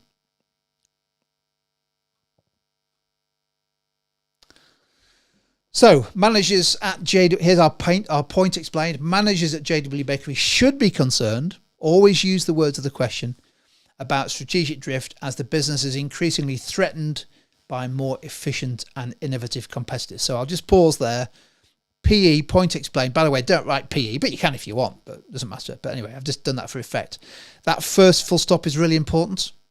Don't include any analysis or application in your first sentence. Just state the point you're going to argue. If you include application in that first sentence, it becomes part of the point. It's not application. So leave it out until you've written the point that you're going to argue. That's why you need to plan these answers. So all we need to do now is to explain how and why managers at JW Bakery should be concerned about strategic drift and using examples from the case study given. That's why it's always worth using the case study first. So the evidence from the case study suggests that JW Bakery has suffered strategic drift over the long term, perhaps by being complacent as a consequence of their market leadership in sliced bread. Whilst managers at JW Bakery have enjoyed high sales, profits and cash flows from leading the sliced bread market, the business environment has changed around them. So you don't need to define strategic drift. You definitely don't need to write or draw the model out. The words that you use will show the examiner that you understand what strategic drift is. And that sentence does, doesn't it? The business environment has changed around them. As in many food markets, bread makers that fail to innovate and take account of changing customer tastes and preferences find they have fallen far behind the trends in the market, such as increased demands for specialist breads like gluten-free or premium products like ciabattas and wraps, which is just straight out of the case study. So a consequence of this strategic drift, i.e. the market has changed but they haven't changed, is that managers need to be concerned now, back to the evaluation, about how to lead a transformational change in order to survive, rather than incremental change, which might have been more effective earlier as the market started to change. So there's our argument for the case, and we've included some evaluation, haven't we, at the end in the green. That's like a pie sentence. We're going back to the question, saying they really should be concerned because it's the time has come for some transformational change. This is why they should be concerned. So we go back to the question with some evaluation. And I've also highlighted in red some examples of application. So the fact that they are the market leader in sliced bread talks about bread, but it also uses such as seasoning, such as ciabattas and wraps. Ideally aim for 2 pieces of application in each argument if you can. If you can get more in, even better. Okay, so we've dealt with the case study business with these open questions. Now we have to forget all about bread, forget all about JW Bakery, because this is an open question. It's saying, well, in what situations would managers not be concerned about strategic drift? And we can't use the bread market again. We can't use JW Bakery because we've dealt with it. So all we do is we make an argument saying situations where they shouldn't be concerned. So don't forget PE. First line is to set the point you're going to argue. However, not all managers should be concerned about strategic drift, particularly businesses that have a strong marketing orientation. Using my marketing argument. So what does that mean? Well, let's have a look.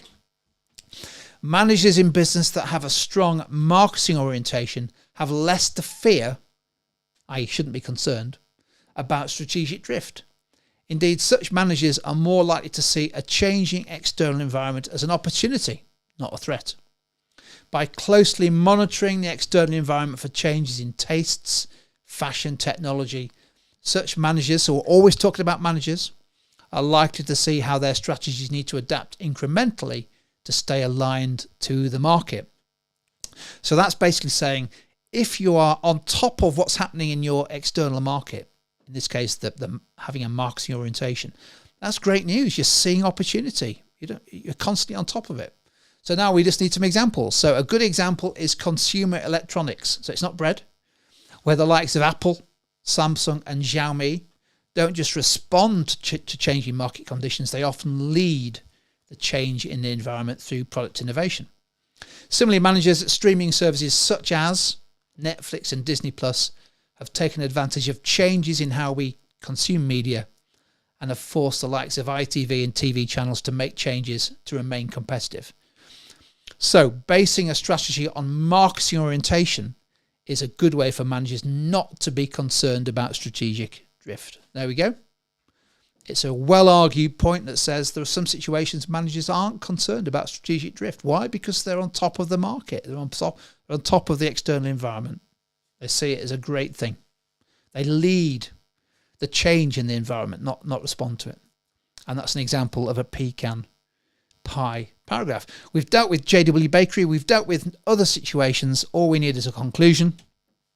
And all we do with the conclusion is we answer the question. We know what the answer is with open questions. In some cases it's the case, in some cases it isn't. So overall, there'll be some businesses like JW Bakery where managers should be concerned about strategic drift. However, for other businesses, it's not the case. That's the answer, isn't it? That's true. That is the answer to the question.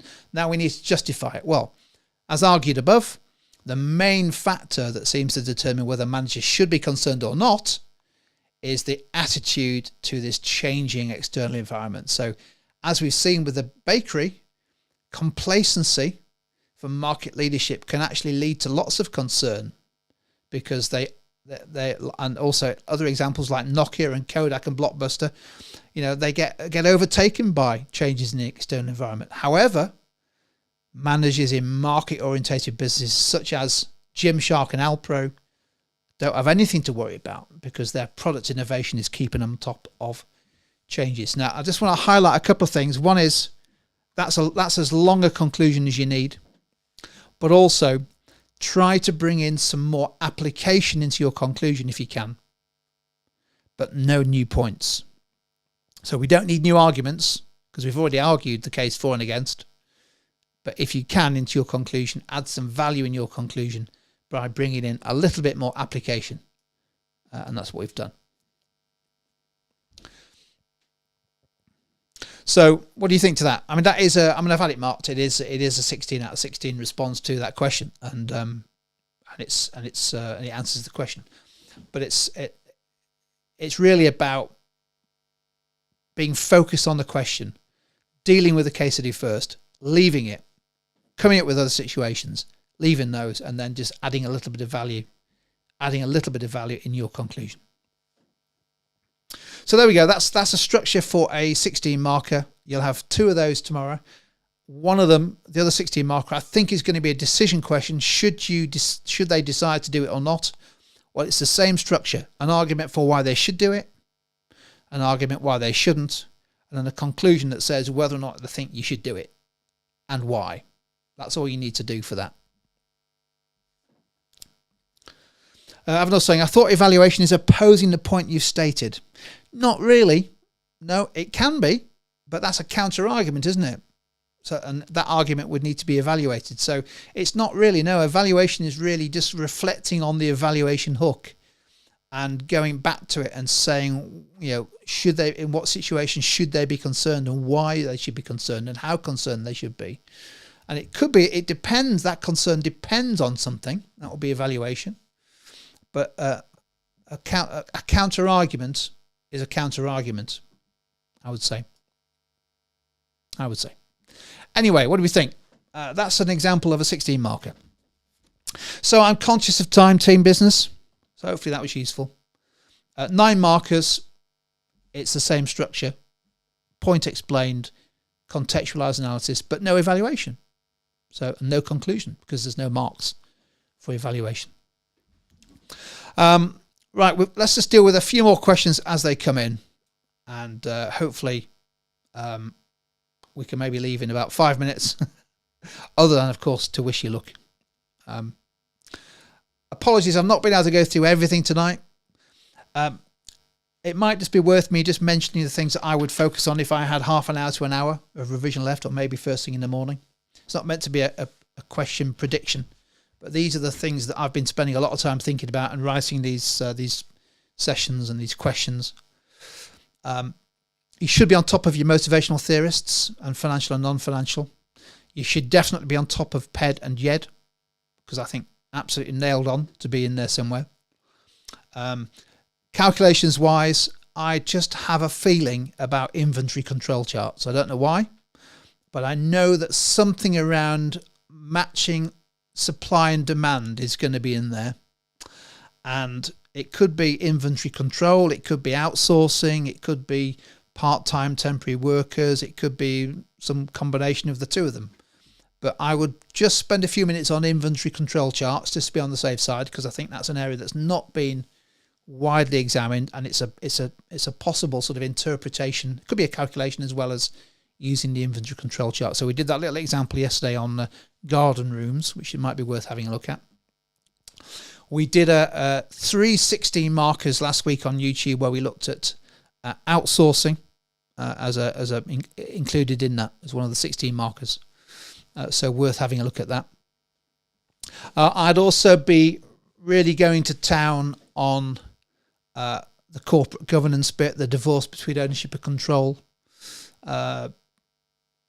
because it's rich pickings for a case study business where there's a situation that's happened, where there's some kind of dispute between the shareholders and the board, or there's a problem between the two.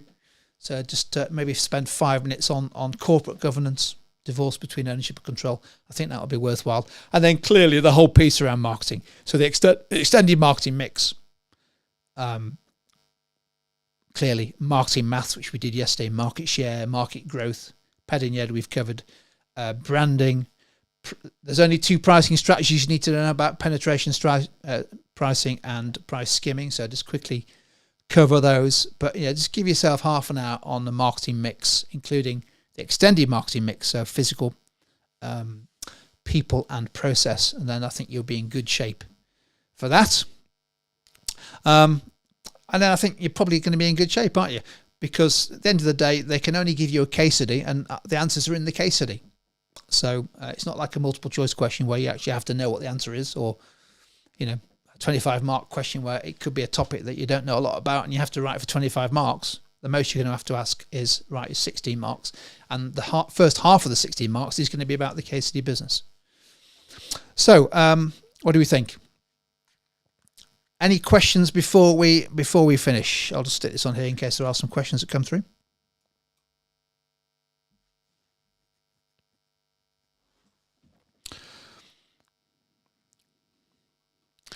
Yep, people are making the point in the live chat. The answers are in the case study. The data is in the case study. Use it. And that would be my biggest piece of advice tomorrow.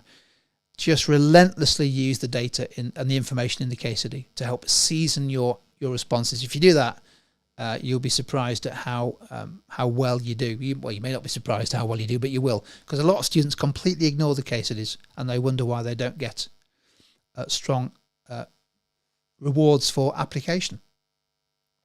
Louis is asking, do you need an introduction in the 16 marker? I wouldn't write one. No, I don't think you've got time.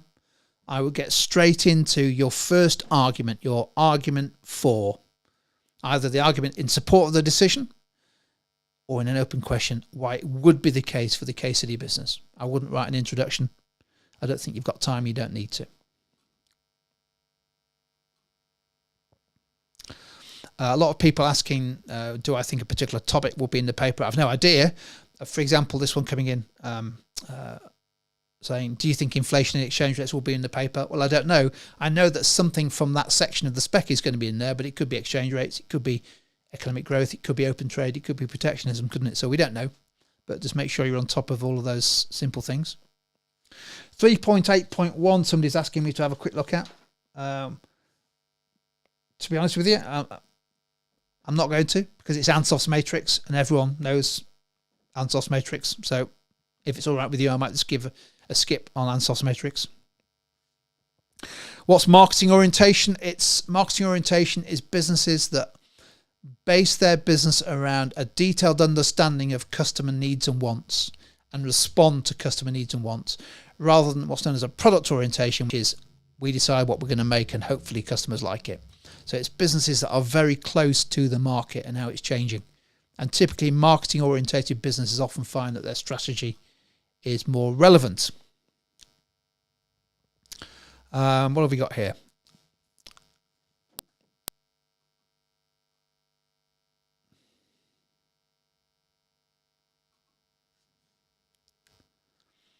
We've got getting questions about the divorce between ownership and control. So Dan, I'm saying 3.8.1. To be honest with you, I'm not going to go through Ansos Matrix because I think everyone knows Ansos Matrix. And there's lots of stuff out there. Some great videos. Mine, Taking the Biz, Biz Concession. Great videos on Ansos Matrix. So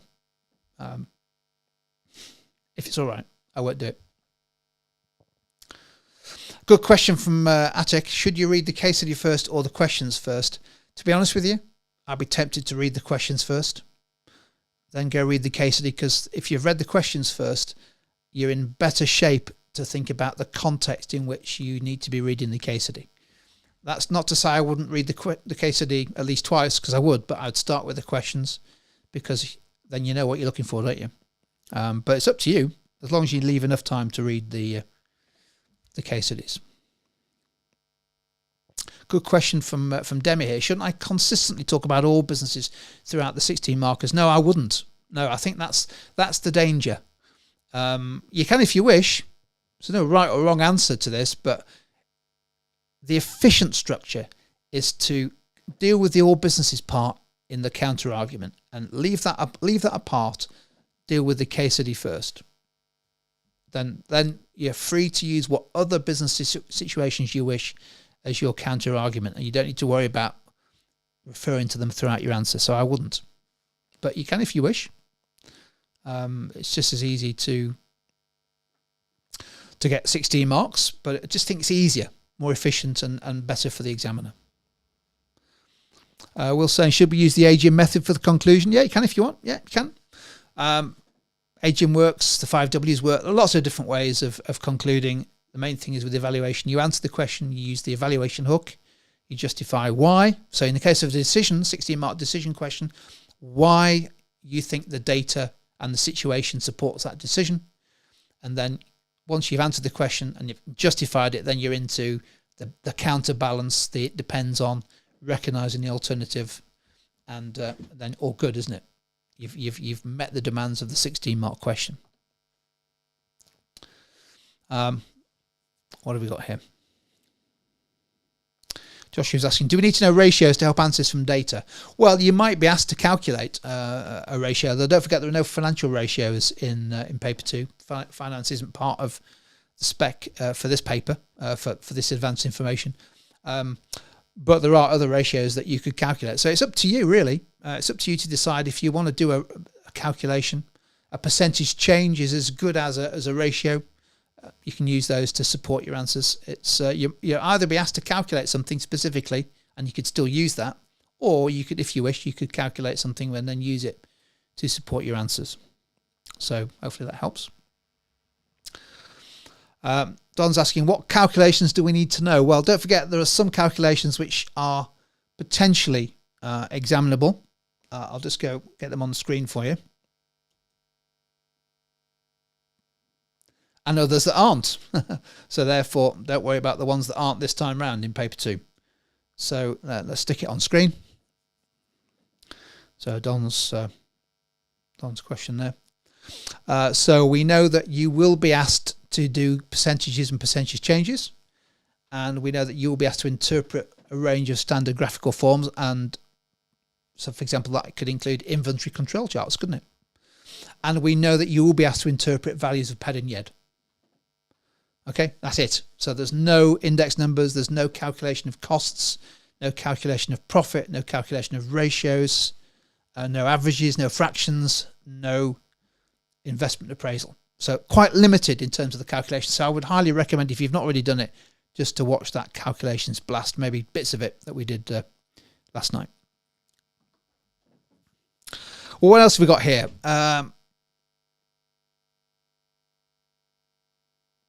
Ben's asking, what does it mean to interpret PED? Well, basically, you'll be given the coefficient. So it could be that you're asked to apply the coefficient to a situation like we did last night. What might the effect be on sales volume or market share? That could be a calculation. Or you could be asked to apply it to the situation. Let's say the business has an inelastic demand, a PED of, let's say, minus 0.6.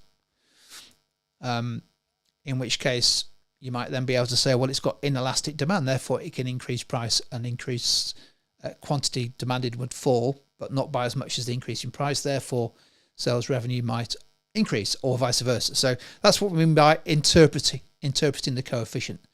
The coefficient tells you something about how sensitive demand is for that product, either in relation to price, which is PED, or in relation to incomes, which is YED. So that's what it means, Ben. Hopefully that's helpful. Ivan's asked a question several times, but a lot of people ask, do you need to evaluate at the end of each paragraph for 16 marker? It's a great question. The answer is you don't have to.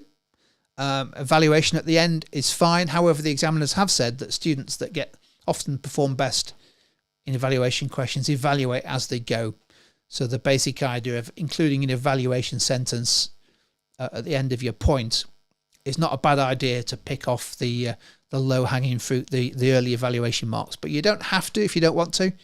I just think it's quite a good thing to do because it forces you to go back to the evaluation hook and maybe make a point about how strong that argument is. But of course, the main evaluation marks come from your judgment, which needs to be answering the question, but also balanced and built on your arguments. But it's a great question, Ivan, so thank you for asking it. Lots of people have been asking that.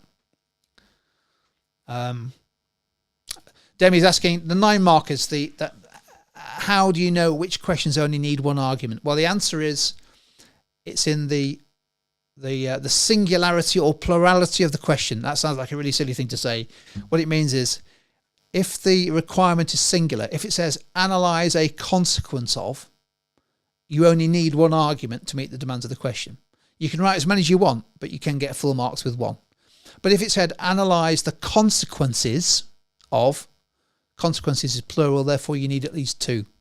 If it said analyze a benefit of, benefit is singular. If it said analyze the benefits or the implications or the effects, those are plural, therefore you need 2. So just look out for the wording of the question, and that'll tell you how many arguments you need to write to meet the demands of the question. Here we go. I think we're almost done. I've tried to, Isabel, to be honest, I've tried to explain how you interpret PED and YED. And yes, Jeff is my twin brother. So hopefully that's answered your question, Isabel. Being asked a number of questions, how many formulas should we know? Well, you need to know all the formulas, but not all of them.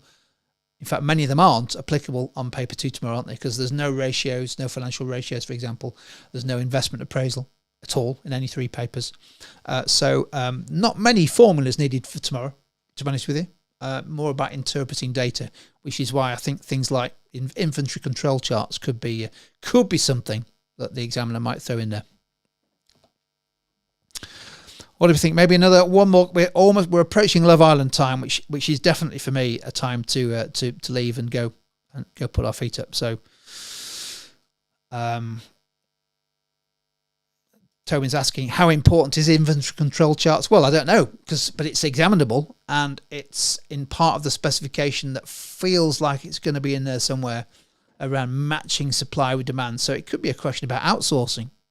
It could be a question about managing inventory in a business, in which case inventory control charts could be a big part of that, couldn't they? They might not be, though.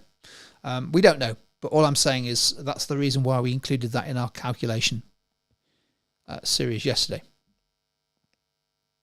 Here's a good question from Jorge. Can you still get a decent mark if you use the case study only a couple of times during your answer? Of course you can, yeah. A decent mark is answers that meet the demands of the question, which is a combination of knowledge and understanding, analysis in context, which is application, and where required, so 16 marks and above, evaluation. I've always argued for trying to get at least 2 pieces of application in each point, if you can. Because I think that helps. If you aim for that, you can get more in, great. But if you get that in, an examiner's not going to be able to say that you've not applied your argument in context. So I would argue for two 2 points. Sir Snipington, welcome, Sir Snipington, saying, is paper 2 mainly marketing? It's the only part of the specification that is entirely examinable in paper 2. So I would be gobsmacked if one of the case studies doesn't have a very strong marketing orientation with marketing maths, market share, market growth, maybe extrapolation, maybe correlation. Definitely something. It's going to be in there, isn't it? But it's not the whole paper. Don't forget, it's not just one case study. But hopefully you're strong on marketing. Good question from Eddie. Do we need to know exactly the strategic drift graft thing? No, you don't. Not at all. No. For this, all you need to know is that a strategic drift occurs if a business's strategy diverges from the external environment. And if you don't make changes to it, you either transform or die. That's really all you need to know. You certainly don't need to be drawing it out. To be honest with you, Isabel, I can't go through all the motivational theorists because there are 3 of them and it might take a while to go through them all. And you should be on top of Hertzberg, Maslow and good old Taylor. In theory, though, in summary, Taylor is all about paying people for performance. Taylor believed in piece rate, paying financial rewards, paying people for performance. Whereas Hertzberg and Maslow were very much on the same page, weren't they? They believed in this need to address employee needs rather than just pay. So Taylor, for example, so Hertzberg talks about hygiene factors and motivational factors. Pay was a hygiene factor. The absence of fair pay meant that it was almost impossible to motivate people. Maslow talked about his hierarchy of needs, leading to at the top self-actualization as being an important part. So that's really that's the summary there on those. What do we think? I think we've got time for one more question. Let's have a look. What should we pick? Good question. Do we need to know anything on sampling? Well, sampling is part of market research. And we've had a couple of questions in the live chat about confidence intervals. What do you need to know about sampling? Really, all you need to know is that sampling is relevant when it comes to market research, particularly primary market research. So the question with sampling is, you don't need to know about all the different methods of sampling, but the question with sampling is, does your sample represent the population? In other words, can you draw conclusions from what the sample results say about the overall population, maybe the target market? Let's say you sample 1,000 customers. Can you rely on the results of that sample? That's really the question with sampling. Confidence intervals is, if you make a forecast, what's the upper and lower range that you're confident in? Let's say you think sales are going to be 10 million. They could be 12. They could be 5. That's your range. That's your confidence interval. That's all you need to know about those. What have we got here? Good question from Movie Maker 656. Is it a good idea to include an extra paragraph in the 9 and 6 markers to give you a margin of safety? Love it. Nice break-even reference if you've got fast handwriting. Well, let's finish with this question then. So my view is, and I know it's the view of Graham and the rest of our team, is that that's not a good idea. Here's why. Your answers, 9 marks, 16 markers, are marked holistically. The examiner takes an overall view as to the quality of your response, and they ask, did this response meet the demands of the question? If you are adding in one or more paragraphs that are extra, almost certainly not to the same depth, perhaps even worse, drifting from the demands of the question, then the examiner is more likely to say, well, actually, there were some good bits, but there were some weak bits. Therefore, my impression of the overall response is that it wasn't maybe either good or excellent. It's a bit like if you go have a meal and I know the starter is fantastic and the main course is really good, but the pudding is very disappointing. Would your impression of that meal be better if you'd not had the pudding? Absolutely it would, wouldn't it? You just remember the starter and the main course. You'd be happy. In other words, it's met the demands of the meal. But the fact that you tried to shoehorn an extra pudding in, and it was disappointing, it left a bitter taste in your mouth. And that's the analogy to think about writing extra paragraphs. If you don't need them, don't write them. You're much better off spending a bit longer on your conclusion in the 16 marker, so you don't need that for a 9 marker, or having dealt with a 9 marker, move on to the next question. So don't feel as though you have to write quantity. Generally, the students who perform the best, I think, from what I've seen with my students, is they write the least. So hopefully that answers your question, Movie Maker 656. What do we think? I think we have reached the time where we have to say goodbye for this session. So look, it's absolutely amazing how many people have managed to tolerate this session. I wish you all the best. Let's just remove Movie Maker's fantastic question off the screen. All the best tomorrow. I'm sure it will go well.